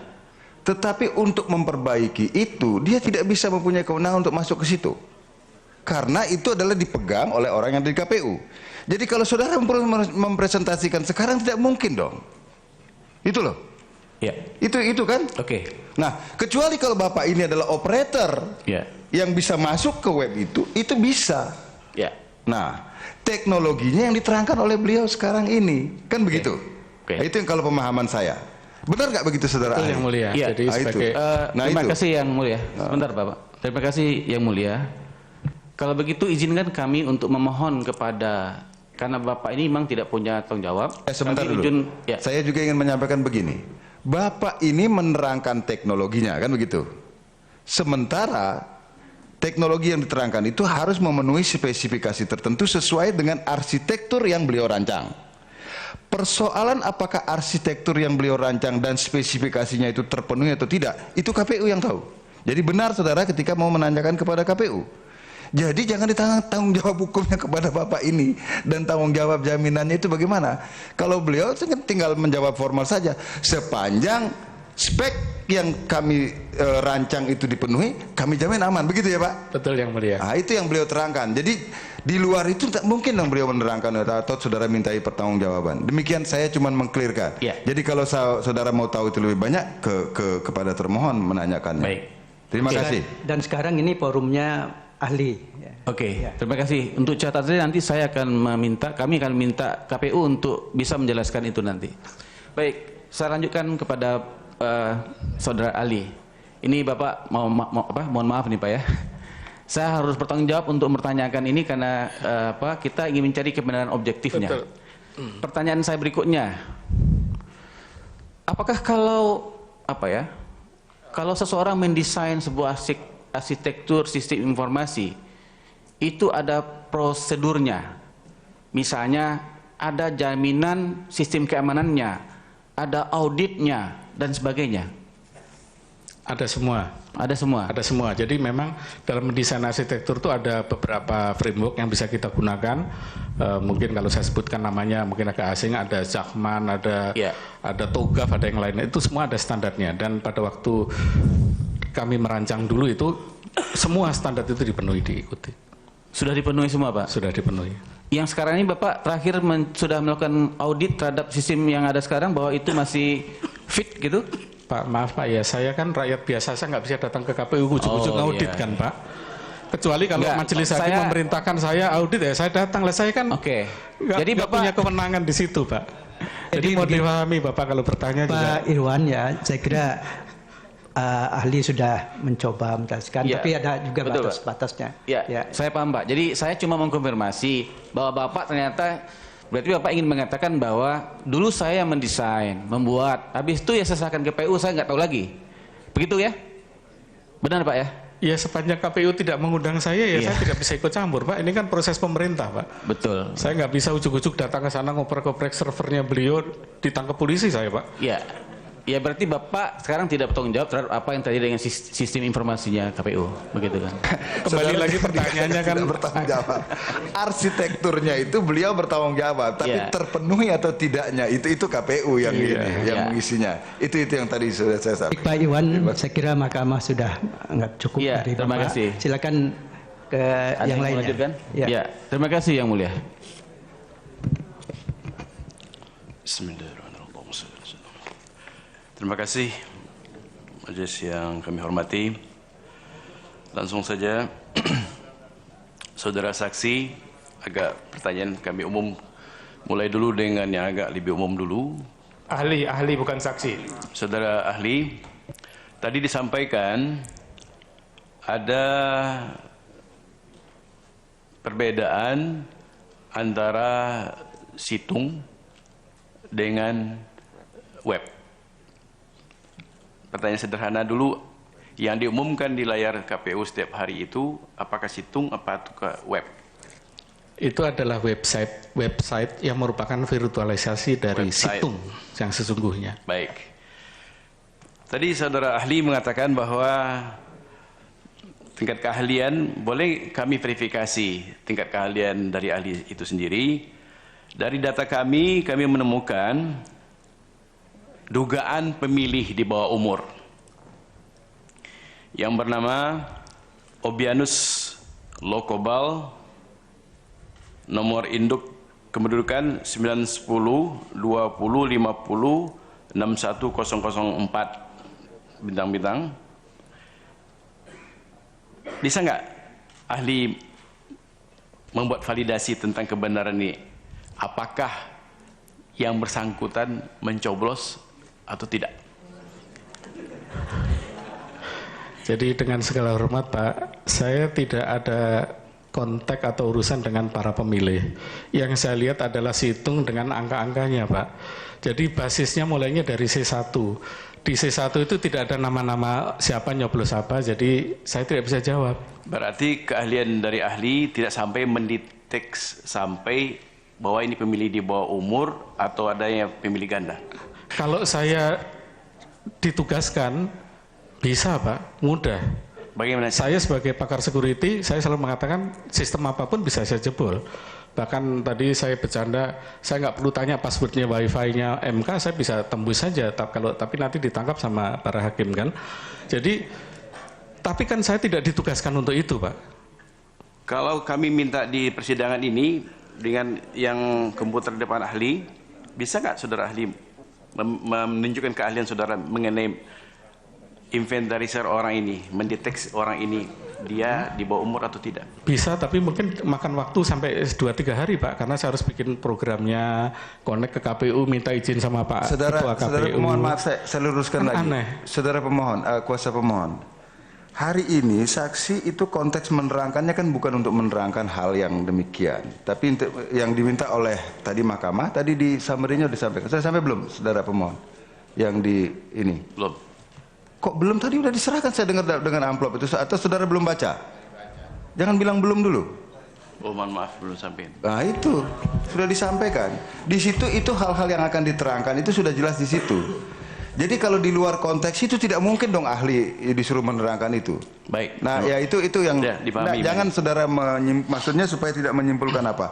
Kemudian kepada termohon juga saya juga ingatkan bahwa ahli ini itu disuruh untuk menerangkan apa pada hari ini itu kan sudah ditepati apa belum?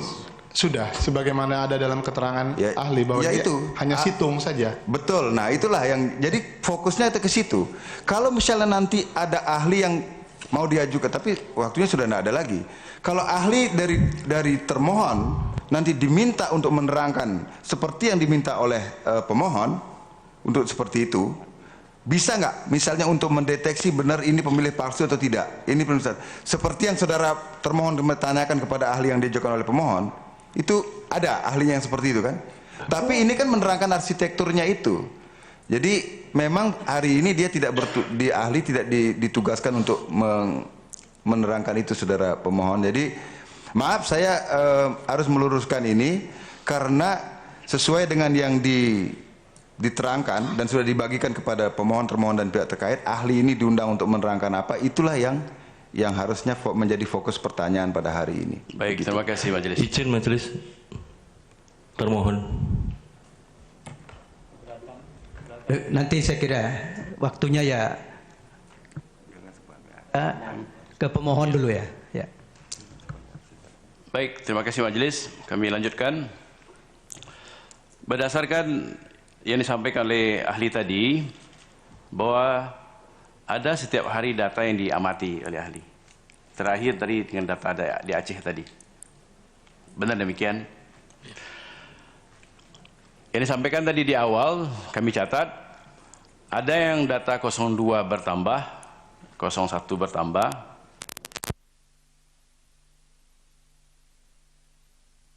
itu bisa terjadi. Kembali kalau saya boleh berinterpretasi, itu saya kira kesalahan operator pada waktu mengentry atau memang dari form C1-nya sudah salah. Nah, ini harus diteliti. Kalau form C1 itu salah, kan tadi dikatakan ada perhitungan berjenjang. Kalau form 1 itu salah, sampai seberapa jauh di tingkat kecamatan, di tingkat kabupaten dan tingkat provinsi terjadi koreksi perhitungan itu. Bagaimana pendapat Anda? Ini maaf, yang Bapak tanyakan yang manual atau yang situng? Yang dari C1 dulu. Yang C1 yang manual. Manual. Yang manual saya tidak mengikuti dan saya tidak tahu karena saya tidak terlibat dalam proses pemilu. Kalau begitu, bagaimana saudara ahli sampai pada kesimpulan bahwa ada 400 TPS ditambah 233 itu bermasalah? Itu adalah perbandingan antara situng dengan kawal pemilu. Di mana kawal pemilu melalui proses entry yang berbeda. Jadi ada perbedaan di 623 tadi. Nah, sekarang kan sudah sampai pada perhitungan lebih kurang 97% coverage dari perhitungan situng. Menurut ahli, berapa total TPS yang bermasalah? Tadi sudah. Apakah sampai ada penambahan atau pengurangan? Tadi sudah saya sampaikan tadi 633. Nah, menurut ahli yang telah ditampil sebelumnya, itu lebih kurang 73.000 bermasalah. Nah, kalau terjadi perbedaan yang disparitas yang begitu jauh, bagaimana ini kemungkinan ini terjadi? Saya sampaikan sekali lagi ya, Pak. Data itu tiap hari berubah. Jadi mungkin harus dicek dulu itu data tanggal berapa. Saya tadi sampaikan pada waktu tanggal 25 April itu masih ada sekitar 5.000 sekian bermasalah. Jadi di downloadnya ada tanggalnya di situ. Download tanggal berapa. Itu yang membedakan, Pak. Jadi setiap hari akan ada penambahan data baru, ada perbaikan, KPU juga melakukan upaya-upaya. Jadi kalau tidak kita sebutkan tanggalnya bahkan jamnya tidak bisa valid. Makanya saya sampaikan tadi, saya download ini pada tanggal 10 Juni. Sekarang mungkin sudah berubah. Iya, kita kan semua tahu yang setelah diinformasikan di media massa dan segala macam yang sampaikan oleh KPU lebih kurang perhitungannya 55% untuk 01, 44% sekian untuk 02. Kalau dibandingkan dengan masalah TPS tadi 73.000 itu bermasalah, 633 juga bermasalah, angka itu sangat jauh di media massa. 45% untuk 01, 44% sekian untuk 02. Kalau dibandingkan dengan masalah TPS tadi 73.000 itu bermasalah, 633 juga bermasalah, angka itu sangat jomplang. Kalau dari persentase hasil tadi, bagaimana pendapat ahli menyikapi hal ini? Sekali lagi, Pak, boleh saya tahu itu 73.000 itu di tanggal berapa? Kalau tidak ada tanggalnya, nggak bisa kita bandingkan. Saya tanggal 25 April itu ada 5.000. Mungkin dengan bertambahnya bukan bertambah, tapi kemudian KPU juga melakukan upaya-upaya pasti berkurang juga. Yang jelas pada per tanggal 10 Juni kemarin tinggal 633. Terakhir statusnya mungkin nanti bisa ditanya sama KPU. Saya kira kemarin saya mendengar lebih sedikit lagi tinggal 200 apa berapa begitu. Sebentar lagi itu majelis. Sudah ya, berarti pemohon sudah menggunakan kesempatannya.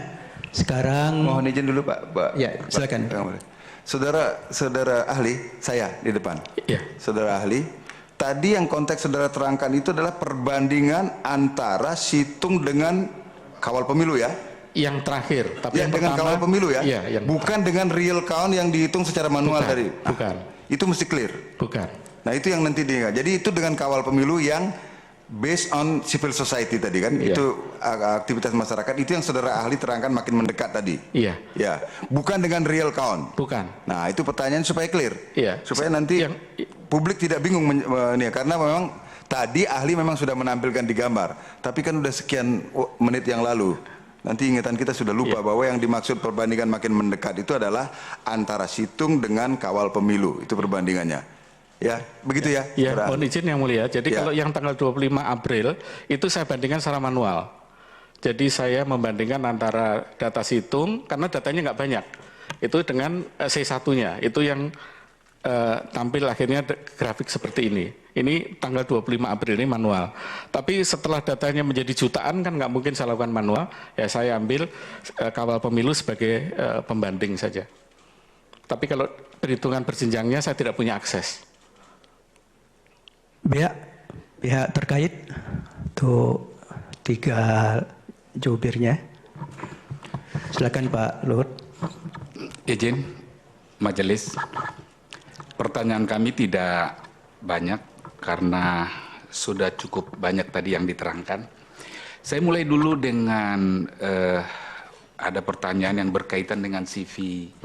Maaf kalau Pak ahli agak capek, kelamaan, bisa duduk ya? Ya nggak apa-apa, yang mulia saya 60 tahun tapi masih fit. Alhamdulillah Pak. Tai Chi karena tiap hari ini Tai Chi. Iya, silakan, terima kasih Pak. Saya mulai, saya lanjut. Silakan.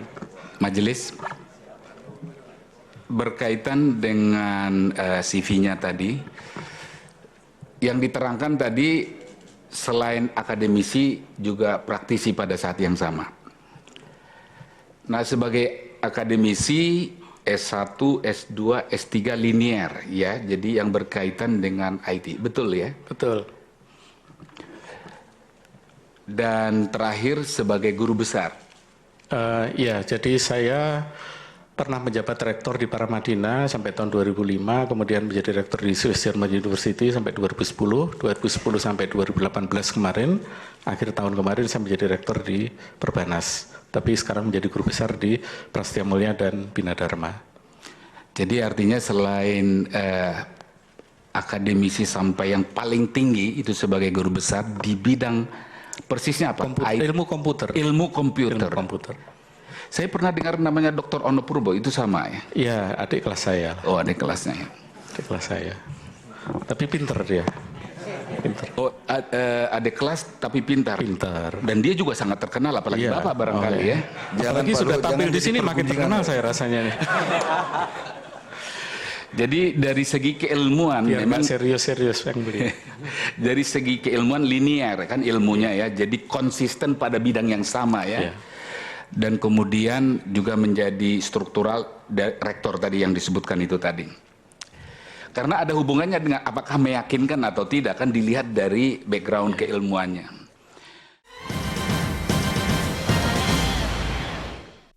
Nah, yang kedua tadi ahli juga mengatakan praktisi. Tadi menyebut PII. PII itu apa? IPU. IPU itu insinyur. Bukan, itu gelarnya kan? Gelarnya. Tapi asosiasinya PII bukan? Persatuan Insinyur Indonesia. Iya kan itu. Jadi dari PII ada gelarnya IPU. Itu bisa dijelaskan sedikit. Jadi ini kan sebagai praktisi kan itu? Iya. Jadi Persatuan Insinyur Indonesia sesuai dengan Undang-Undang Keinsinyuran, saya lupa nomornya berapa, tapi undang-undang itu berlaku udah nggak penting undang-undangnya, tapi yang penting kan itu. Nah, PII itu memberikan sertifikasi kepada para insinyur yang berpraktek.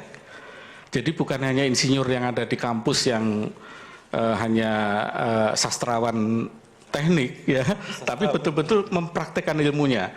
Itu disertifikasi dengan namanya insinyur profesional.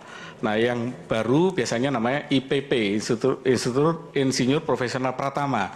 Nanti setelah pengalaman 5-10 tahun baru naik ke IPM, Insinyur Profesional Madya. Nah, nanti kalau mungkin sudah rambut putih kayak saya ini ya, udah kasihan lah dikasih namanya IPU. Tapi memang dilihat juga portfolio karya-karyanya. Jadi pekerjaan saya selama ini dinilai di mana saja, pernah melakukan apa saja, yang bukan di kampus, yang betul-betul menerapkan ilmunya. Itulah kemudian ada skornya menjadi namanya diberi gelar di belakangnya namanya IPU. IPU itu apa? Singkatan dari apa? Insinyur Profesional Utama. Insinyur Profesional Utama. Mungkin setara dengan guru besar yang kalau di perguruan tinggi. Kalau di akademik begitu. Jadi sudah paling tinggi dari semuanya ya? Iya, kelihatannya. Capaian Bapak. Kelihatan wajahnya. Jadi profesor sebagai profesional kan? Profesor dan profesional lah kira-kira gitu. Lalu apa yang mau dicari sebenarnya? Cepatlah itu. Itu langsung, sudah tadi diterangkan sudah itu. Pertanyaannya apa gitu? Hakim yang mulia, kayak seperti ada yang meragukan, padahal kan ini sudah itu supaya digarisbawahi begitu bahwa ini bukan oke lah kan begitu. Baik, baru ke materinya nih. Ini nggak panjang, Tadi ahli sudah menjelaskan pertama bukan bagian dari KPU, ya, tapi yang merancang atau arsitek dari IT, ya, KPU. Betul begitu ya? Iya. Jadi yang diterangkan dalam persidangan ini teknologi yang dirancang sebagai arsiteknya ahli yang dipergunakan oleh KPU sampai sekarang, tapi bangunannya sudah disesuaikan dengan perkembangan, betul begitu ya? Betul, ya. Sekalipun bukan bukan bagian dari KPU, tapi tetap juga tadi seperti dijelaskan ikut juga mengamati ya perkembangan khususnya yang ada di Situng, betul begitu ya? Betul. Baik. Tadi ahli sudah menjelaskan ada dua tadi yang berkaitan dengan Situng, ada di web dan ada satu lagi Situng yang hanya KPU yang tahu. Jadi dengan kata lain apapun yang terjadi di webnya ini itu akan bisa di-refresh dalam waktu 15 menit. Betul begitu? Betul ya. 5 menit apa 15 menit? Periodenya kalau dulu waktu dirancang tuh tiap 15 menit otomatis refresh. Otomatis di refresh-nya itu oleh mesin. Oleh mesin. Ya. Karena ada kesan seolah-olah itu ada kesempatan intervensi dari pihak luar gitu untuk melakukan sesuatu. Ada pertanyaan saya nanti berikutnya dengan itu. Tapi dari bangunan arsiteknya itu sendiri itu sudah ada secara otomatis akan di-refresh gitu ya, dikembalikan apapun yang terjadi atau intervensi apa yang terjadi. Kalau mau intervensi harus masuk ke gedung KPU, masuk ke ruang server dan koprek-koprek. Tapi kalau dari luar tidak bisa. Sama sekali dari luar nggak bisa? Yang bisa diintervensi ya webnya saja. Oh, webnya yang saja. Ya, tapi Situngnya tidak bisa. Jadi yang dijelaskan orang yang di luar sana, ya, yang mengambil data, ya, dari web itu. Dari web. Jadi itu sesuatu yang tidak valid dong, antara lain karena akan berubah-ubah kan begitu dan akan diperbaiki oleh sistem, oleh mesinnya. Iya, karena setiap saat data itu kan bertambah, Pak. Setiap saat ketika KPUD mengirimkan data, ada tambahan data baru, makanya ada perkembangan persentase data. Itu kan salah satu. Kemudian yang kedua adalah setiap ada kesalahan juga pasti dilakukan koreksi. Karena itu tadi saya sampaikan kepada pemohon, kita harus lihat tanggal berapa.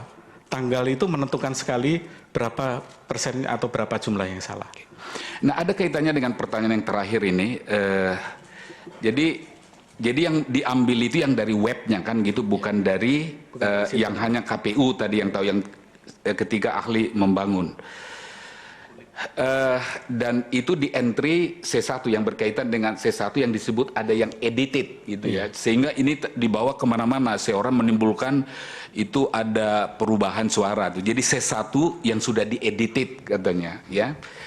Jadi pertanyaan saya dulu, itu yang di web itu yang sudah diupload itu C1-nya memang bisa diedit oleh dari luar? Di-download dulu, diedit, kemudian dibawa kemana-mana. Tapi kalau dikembalikan nggak bisa. Dikembalikan itu nggak bisa? Nggak bisa. Karena kalau mau mengembalikan harus masuk ke KPUD untuk mengupload dari KPUD. Kecuali ada oknum KPUD yang melakukan itu, mengintervensi itu. Jadi kalau ada yang mengatakan bahwa setelah diedit, kemudian dimasukkan lagi ke istilahnya ditimpe katanya. Ya, ditimpe. Itu dari segi tekniknya, dari segi teknologinya itu nggak mungkin. Bisa dijelaskan? Yang mungkin di webnya tadi. Iya. Ada dua. Kalau di webnya bisa. Oh, di webnya itu bisa. Di webnya bisa. Tetapi kan aslinya tidak akan berubah. Jadi ketika terjadi refresh ya yang ditimpe tadi ya hilang lagi, ditimpe lagi kan. Akan hilang lagi. Oh, itulah sebabnya maka tanggal itu kalau mau diperbandingkan itu menjadi penting. Jadi memang jadi jawabannya memang itu bisa diedit dan dimasukkan di sana, tapi itu akan bisa berubah nanti sesuai dengan apa rancangan mesinnya kan gitu.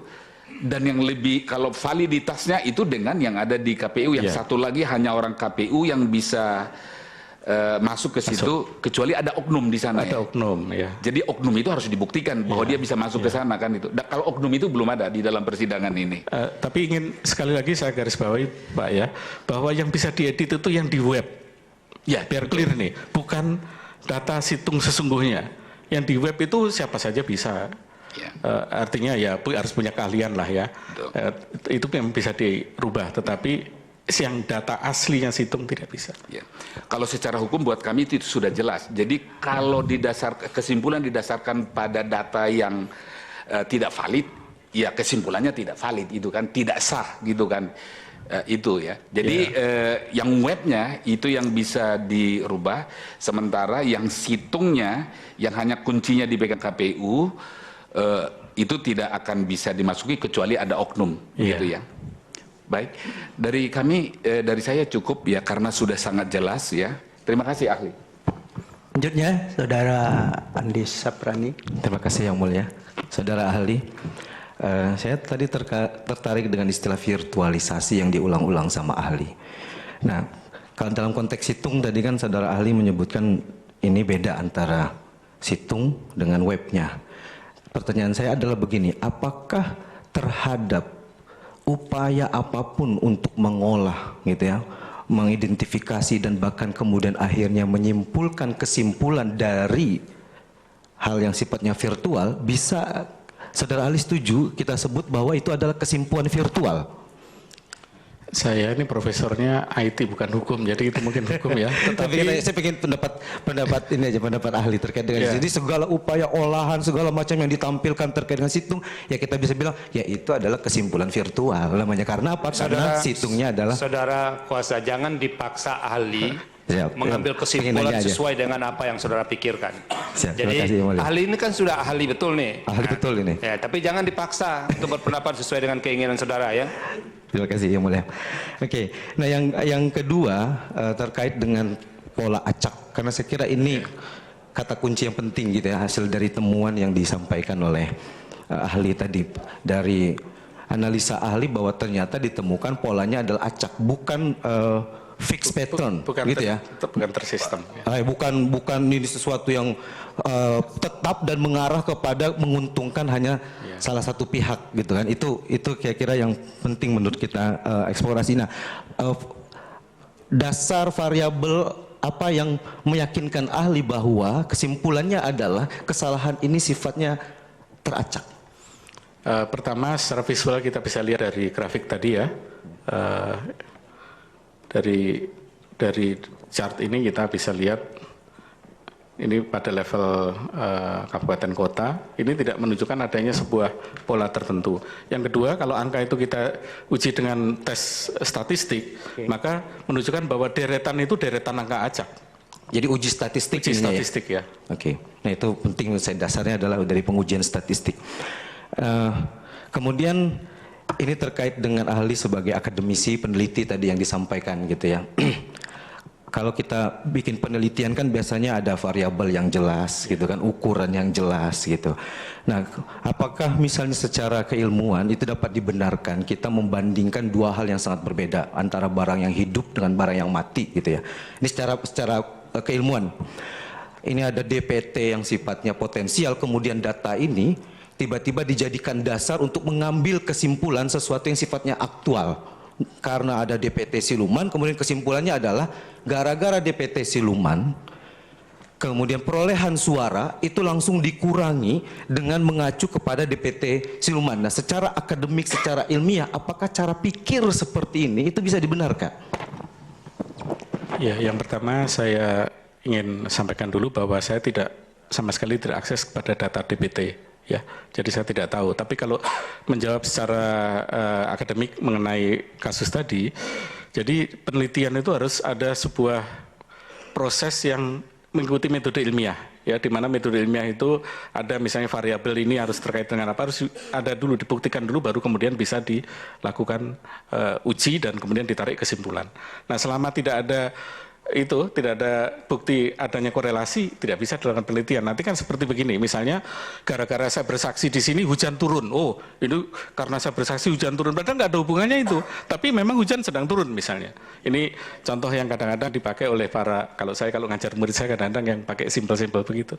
Jadi tidak ada korelasi antara saya bersaksi di sini dengan turunnya hujan, tapi kalau pas di luar hujan turun, ya nggak ada kaitannya. Itu ilmiah, itu namanya harus mencari korelasi itu. Saya kira cukup, yang mulia. Silakan, masih ada satu lagi. Cukup. Ya, ke ini. Silakan dari hakim. Siapa dulu? Pak Lul?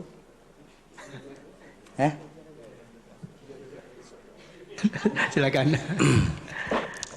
Ini hakim juga harus menjaga etika karena Bapak memberi kesempatan yang lebih tua. Jadi itu bagian dari.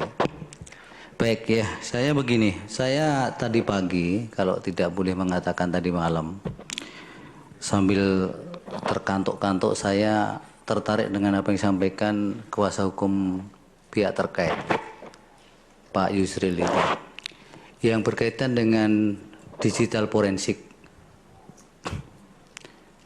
Nanti ahli boleh menjelaskan sepanjang itu tahu, meskipun tidak dalam klaster apa yang disampaikan oleh termohon. Artinya kan Anda juga bisa sepanjang itu tahu karena sudah dibahas sumpah. Kemudian jangan kemudian dibatasi pada ini kan saya kontraknya dengan termohon hanya untuk menjelaskan ini. Ada sesuatu kemudian yang Anda bisa sembunyikan. Begini, tapi sebelumnya saya minta konfirmasi dulu kepada kuasa termohon ya, Pak Ali. Ya, yang mulia. Apa yang disampaikan Pak Yusril tadi malam itu bisa kemudian menjadi sesuatu yang menarik. Apakah selama ini kan datangnya tidak tiba-tiba ini, persoalan tentang adanya bukti pembanding soal perolehan suara. Terlepas itu basisnya situng lah atau perhitungan berjenjang yang masing-masing mempunyai versi itu. Apakah dari secara kelembagaan dari termohon sendiri sudah pernah mengambil langkah-langkah untuk menguji itu? Pernah tidak atau belum? Menguji apa yang mulia? Ya, menguji adanya dugaan bahwa ini ada dua data menurut termohon selaku penyelenggara yang diberi kewenangan oleh itu secara sah oleh undang-undang dengan yang di data yang dikompar oleh pihak pemohon. Baik, atau mungkin juga ada pihak ketiga yang mungkin secara viral tidak muncul. Kalau setahu kami sumber data itu satu yang mulia dari TPS berupa C1 Bukan yang itu dibawa pertanyaan ke Pak Ali. Ya. Anda sudah pernah melakukan itu belum? Seperti yang disampaikan kepada Pak Yusril tadi malam, disalurkan kepada lembaga yang berwenang itu. Kalau untuk ini kami sampaikan kepada prinsipal untuk menjawabnya yang mulia. Silakan. Terima kasih majelis. Ya. Jadi untuk situng ini, sebagaimana disampaikan oleh ahli dan sebagaimana diketahui, yang namanya upload data C1 itu kan apa adanya. Sehingga kalaupun ada kesalahan tulis ya pasti akan tahu siapa. Ya, kami tahu Pak Hasim, tapi sebenarnya pertanyaan saya bukan pada posisi itu. Apa yang sudah Anda kerjakan itu sekarang di-challenge orang. Ini ada bukti loh seperti ini. Ada tidak ada usaha dari lembaga Anda untuk mengambil bukti itu kemudian dilakukan pengujian? Esensinya di sana pertanyaan saya. Untuk yang daftar ini untuk daftar pemilih atau situng. Kalau daftar pemilih sudah berkali-kali diuji. Daftar yang dijadikan data penghitungan. Baik. Kalau situng, kalau ada kesalahan seperti itu, kami bisa melacak siapa sesungguhnya yang meng-entry ini, siapa yang ini. Ya, ini sebagai salah satu upaya. Ya sudah. Yang saya tanya bukan itu sebenarnya, tapi sudah beberapa kali saya mengingatkan. Kalau begitu saya tanya kepada pihak sebaliknya pemohon. Apakah juga data-data yang kemudian oleh ahli tadi malam, ahli saudara itu dijadikan rujukan untuk melakukan penghitungan yang kemudian menjadi selisih yang signifikan berbeda antara yang dilakukan oleh KPU dengan dari pihak Bapak itu Pak Iwan, sudah pernah dilakukan pengujian bahwa data saya ini sebenarnya secara kelembagaan pejabat yang berwenang mengatakan bahwa ini ya yang legal. Pernah dilakukan tidak? Sebenarnya pertanyaan itu sudah atau belum? Ya atau tidak sebenarnya jawaban itu? Iya. Kalau kami dari pemohon, kami percaya dengan pembuktian secara saintifik yang disampaikan oleh ahli. Iya. Tapi kan semalam di jalan Pak Yusril itu, betul. Makanya mahkamah perlu kemudian mendalami hal ini. Sudah pernah atau belum? Iya atau tidak? Pernah dilakukan untuk dimintakan kepada lembaga yang berwenang. Bahkan Pak Yusril menyusul sampai kepada ini harus dibuktikan kepada lembaga peradilan. Artinya memang setelah saya pelajari dalam tataran yang dalam media yang sederhana tadi, karena saya juga terus tidur dan waktunya tidak terlalu banyak, ada beberapa metode. Satu cloning, identifikasi, analisa, dan kemudian pelaporan. Pelaporan itu yang kemudian bisa sampai kepada pembuktian di peradilan. Apakah ada para pihak pemohon dan termohon pernah melakukan itu? Itu pertanyaan dasar saya, kemudian akan saya rujuk kepada untuk menanyakan kepada ahli Pak Iwan. Ya, mohon izin kami jelaskan Pak, Yang Mulia. Kalau pertanyaan itu ditanya bahwa apakah kami pernah mengujinya secara kelembagaan tertentu, tidak pernah. Tidak pernah. Tapi kami percaya bahwa dengan itu argumen lain yang sudah Anda dengan sampaikan. Background CV-nya gitu, seperti juga tadi kami hormati disampaikan. itu argumen itu. Seperti disampaikan. Seperti yang sampaikan tadi bahwa pihak KPU juga percaya dan juga pihak terkait seperti juga percaya itu kompak gitu kepada ekspertisnya Pak Profesor. Jadi saya juga di tingkat tertentu juga saya percaya.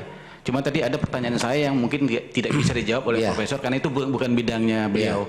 Jadi kalau kita trust dengan ekspertis dari profesor yang kita jadikan konsultan kalau ketika itu sudah Anda beberkan dalam argumen-argumen yang selebihnya.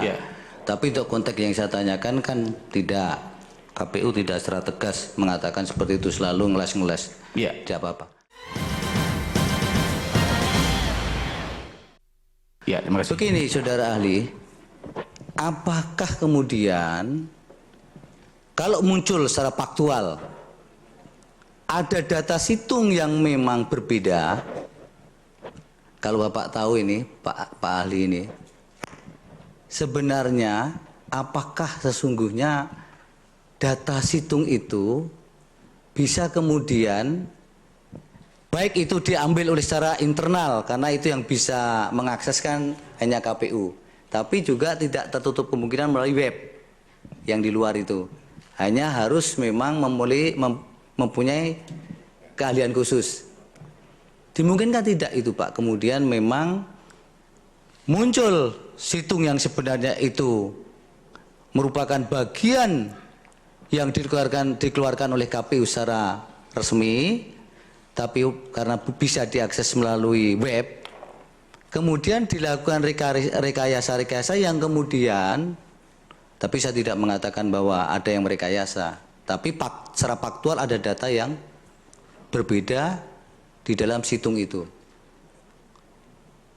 Nanti selanjutnya mahkamah akan menilai tentang mana sebenarnya sesungguhnya yang, karena ada bukti yang asli, ada juga yang hanya fotokopi dan difotokopi.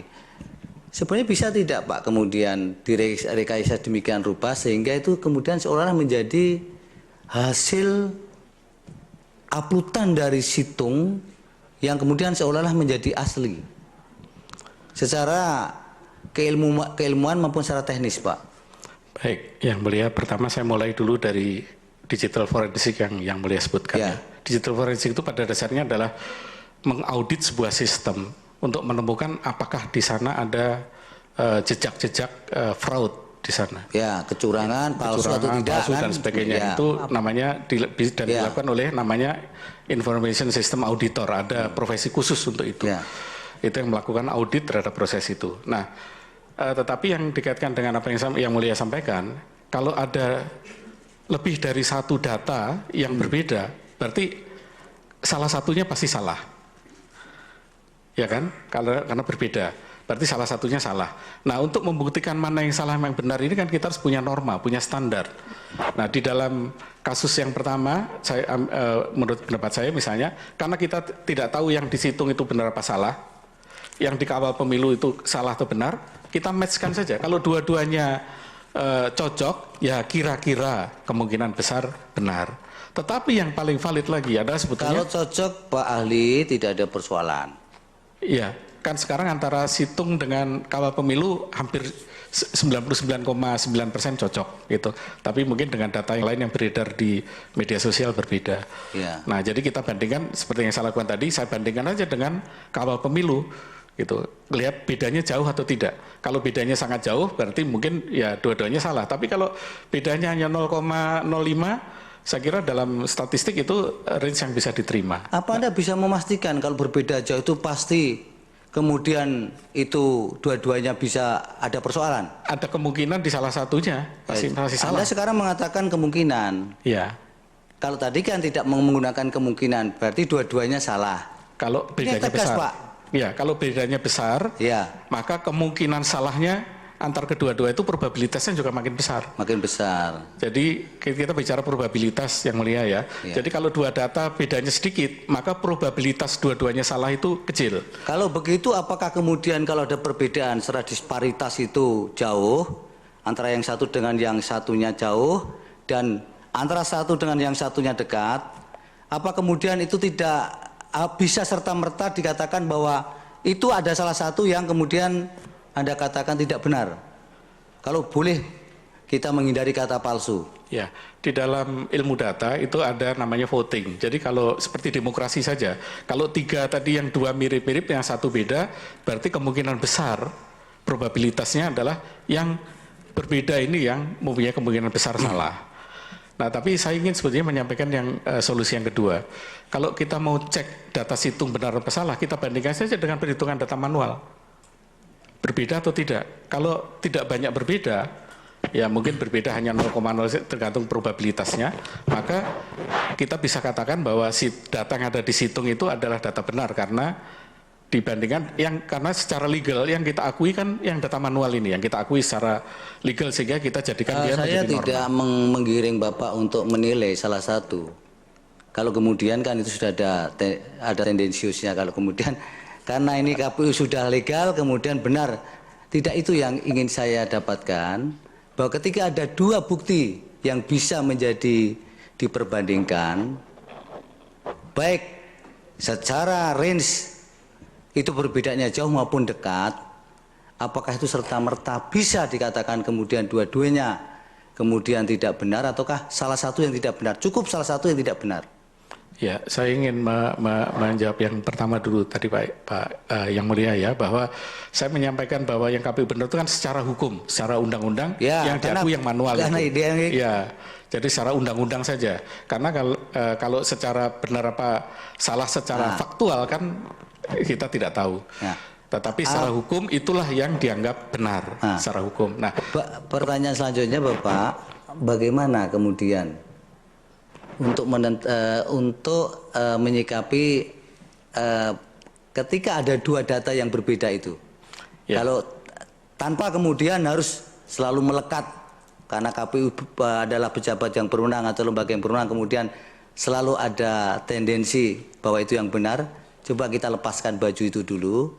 Kalau dari sisi pandang Anda sebagai ahli, kalau bisa berikan apa kira-kira parameternya, tapi kalau tidak juga tidak usah dipaksakan. Ada beberapa metode statistik yang bisa digunakan untuk itu. Ya. Untuk melihat misalnya kita punya dua data, katakanlah kita lepaskan mana yang legal atau tidak legal, kita punya dua data yang berbeda. Maka kita bisa lakukan uji statistik, kira-kira pasangan data, deretan data mana yang memiliki probabilitas lebih benar dibandingkan yang lain. Ada banyak uji statistik, bisa pakai t-test, bisa macam-macam lah. Yang Mulia, saya tidak pakar di statistik, tapi mungkin itu salah satu metode yang bisa dipakai. Ya sudah, kalau begitu saya tinggal itu. Saya pertanyaan berikutnya begini, apakah bisa menurut keahlian saudara ahli Pak, kalau akan menentukan bahwa secara akumulasi atau paling tidak secara signifikansi bahwa perolehan akumulasi suara itu hanya didasarkan pada random yang sebenarnya tidak sebanding dengan jumlah yang sesungguhnya, bisa tidak? Randomnya itu sebenarnya tidak kemudian berbanding lurus, atau kita kalau berbanding lurus namanya satu-satu ya. Artinya persentasenya cukup jauh. Bisa tidak kemudian bisa diperoleh hasil akumulasi yang akurat menurut keahlian saudara?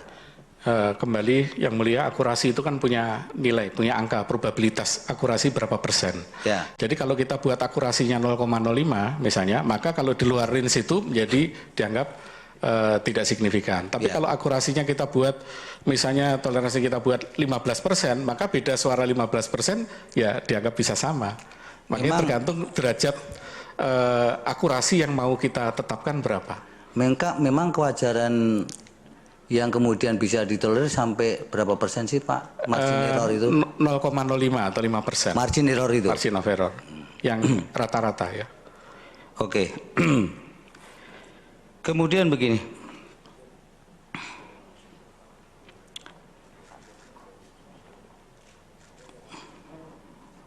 itu sudah tadi secara random.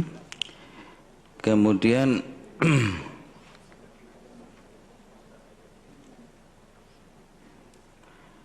mungkin itu dulu saya Pak Ketua, nanti saya tambah lagi tapi masih ada ganjilan, saya ada pertanyaan yang belum saya sampaikan, tapi akan saya formulakan kembali. Terima kasih. Silakan Pak Palguna. Terima kasih Pak Ketua. Saya cuman masih tadi agak terganggu dalam pikiran saya antara kemungkinan perbedaan antara situng yang sesungguhnya dengan citranya. Ya Pak ya, citranya itu. Yang nanti kalau citranya ini bisa diganggu-ganggu ya Pak ya, bisa diganggu-ganggu. Tetapi nanti akan diupdate sendiri, begitu ya. Nah, sementara tadi mengatakan bahwa situng itu tidak mungkin kecuali dilakukan oleh petugas yang menginput itu sendiri. Nah, dengan demikian berarti dalil bahwa data yang disitung yang sesungguhnya itu, ya, itu tidak valid, ya, tidak valid, hanya mungkin terjadi apabila terbukti ada pengentry yang ternyata mengedit data itu. Begitu Pak ya? Iya. Betul? Betul. Nah, pertanyaan sekarang saya kepada KPU dan Bawaslu. Apakah selama penyelenggaraan pemilu ini pernah terjadi perkara pidana di mana seseorang telah dituduh atau didakwa melakukan perbuatan pidana mengedit data C1 yang di entry untuk ke situng itu? Di KPU tidak ada. Tidak ada. Dalam laporan Bawaslu apakah itu ada? Tidak ada juga. Baik, terima kasih.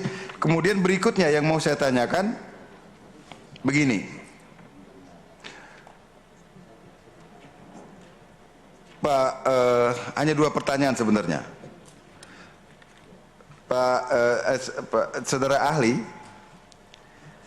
secara statistik berapa persentase tingkat reliabilitas yang bisa diterima antara antara angka yang ada di situng itu dengan yang di real count secara manual, kalau ada perbedaan, ada enggak ininya Pak? Tidak ada standarnya yang mulia, jadi kalau tergantung kita mau tingkat kepercayaan 5%, mau tingkat kepercayaan 2%, mau tingkat kepercayaan berapa, itulah yang namanya tingkat kepercayaan yang kita tentukan, karena statistik itu kan suatu yang berdasarkan seberapa derajat kita mau percaya. Tapi pada akhirnya situng yang sesungguhnya, ini saya tidak berbicara citranya, situng yang sesungguhnya itu pada akhirnya angkanya akan klop dengan penghitungan manual. Harus klop. Harusnya. Nah kalau tidak klop berarti di situ ada masalah. Ada masalah. Tetapi masalah yang timbul itu bukan karena gangguan pada citra itu. Bukan. Tetapi gangguan pada situngnya sendiri. Dan itu hanya dilakukan oleh si pengentri kalau itu terjadi. Bisa. Tapi bisa nggak itu disusup secara, walaupun tadi Pak Luhut sudah nanya itu, nggak bisa disusup dari luar nggak itu kalau orang masuk ke situ? Saya ini karena bukan Intel jadi nggak tahu, mungkin bisa saja yang mulia. Secara teknologi. Bisa saja lah. Secara teknologi. Tapi orangnya harus masuk ke sana. Orangnya harus masuk ke situ. Pura-pura bertamu ke KPU gitu kan bisa saja, mungkin temannya Pak Ketua terus masuk ruangan bisa saja. Tetapi kemungkinan saya kira pengamanannya. Ya kira-kira seperti pepatah lama lah. Jadi tembok Cina itu begitu kuatnya, tidak mungkin diruntuhkan kecuali dengan menyuap penjaganya begitu. Betul. Ya, dia artinya petugas entry-nya yang mesti di ini. Iya. Jadi poin Bapak mau menyampaikan itu ya. Baik, terima kasih. Jadi itu yang sudah, sebenarnya yang lain sudah ditanyakan, jadi saya tidak perlu ulang-ulang lagi. Terima kasih. Terima kasih Pak Wahid. Baik, dari Hakim tidak ada lagi. Silakan Pak Prof. Aswanto. Terima kasih Yang Mulia. Saya ingin meminta penegasan beberapa hal kepada Prof sebagai ahli. Tapi sebelumnya saya minta teman-teman KPU untuk mengoreksi kalau ada hal yang keliru yang saya sampaikan.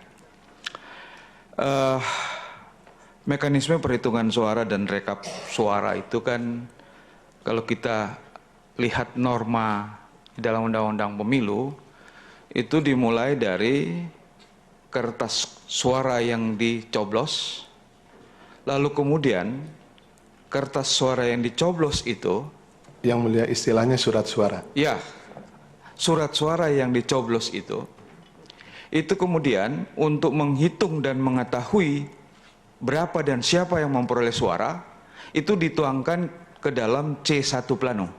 Betul ya? Mulia, betul. Lalu kemudian C1 plano itu dituangkan kembali ke dalam C1 berhologram. Iya, C1 PPWP untuk presiden. Oke, itu agak susah, kami sudah belajar nama-nama popnya tapi agak susah itu. Nah, pada tingkat itu melalui bantuan KPPS, C1 plano yang sudah ditempatkan di dalam tempat yang sesuai dengan aturan itu dikumpul dibawa ke PPK untuk direkap. Jadi dimasukkan ke dalam kotak. Betul. C1 itu ada yang asli berhologram, kemudian ada salinannya. Betul. Untuk yang asli berhologram masuk ke dalam kotak, untuk yang salinannya ini yang dibawa ke KPU untuk di-scan. Kabupaten. Nah, itu yang saya mau tanyakan.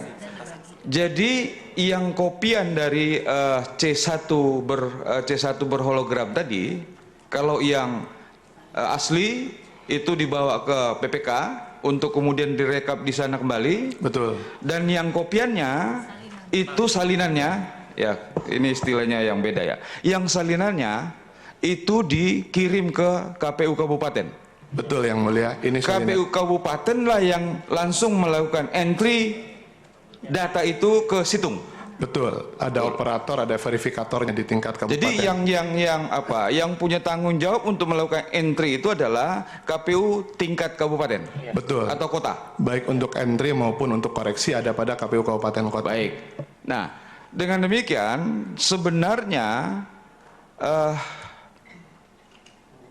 situng itu, jadi situng itu digunakan setelah ada perhitungan suara di tingkat TPS. Betul. Betul ya? Nah, ini juga perlu klarifikasi teman-teman KPU. Apakah rekapitulasi yang berjenjang itu atau perhitungan yang berjenjang itu fungsinya semata-mata untuk mengetahui perolehan suara dan siapa yang memperoleh suara, atau juga sekaligus sebagai sarana untuk melakukan koreksi? Ya, sama, karena di dalam formulir yang semula kan diisi itu di C1. Di C1 itu berisi 4 info. Pertama data pemilih, DPT, DPTB, dan DPK. Kedua data pengguna hak pilih, DPT, DPTB, DPTB, DPK. Yang ketiga data tentang surat suara, berapa surat suara yang digunakan dan lain-lain, serta data perolehan suara. Baik. Nah, Jadi daripada tingkat kecamatan, kalau ada kesalahan dicek lagi. Oke, untuk itu yang saya ingin ketegasan. Jadi sebenarnya rekap yang berjenjang itu PPK, kabupaten, provinsi, dan pusat nasional itu selain bertujuan untuk mengetahui perolehan dan siapa yang memperoleh suara, juga sebagai sarana untuk melakukan koreksi kalau ternyata ada kekeliruan-kekeliruan baik yang disampaikan oleh para peserta pemilu ataupun yang ditemukan sendiri oleh penyelenggara. Betul, karena waktu di tingkat kecamatan, walaupun rekap namanya tingkat kecamatan, tapi untuk yang pertama adalah tingkat desa dulu. Baik. Tingkat desa itu berangkat dari berbagai TPS. Di situ dicek ulang lagi apakah ada kesalahan atau ketidakcocokan mengenai data pemilih, data pengguna hak pilih, data surat suara, dan perolehan suara. Jika ada yang tidak cocok, maka langsung dilakukan koreksi. Baik. Koreksi atau pencatatan atau rekapnya itu dalam formulir model DAA 1. Itu clear Pak Nurdin, clear itu.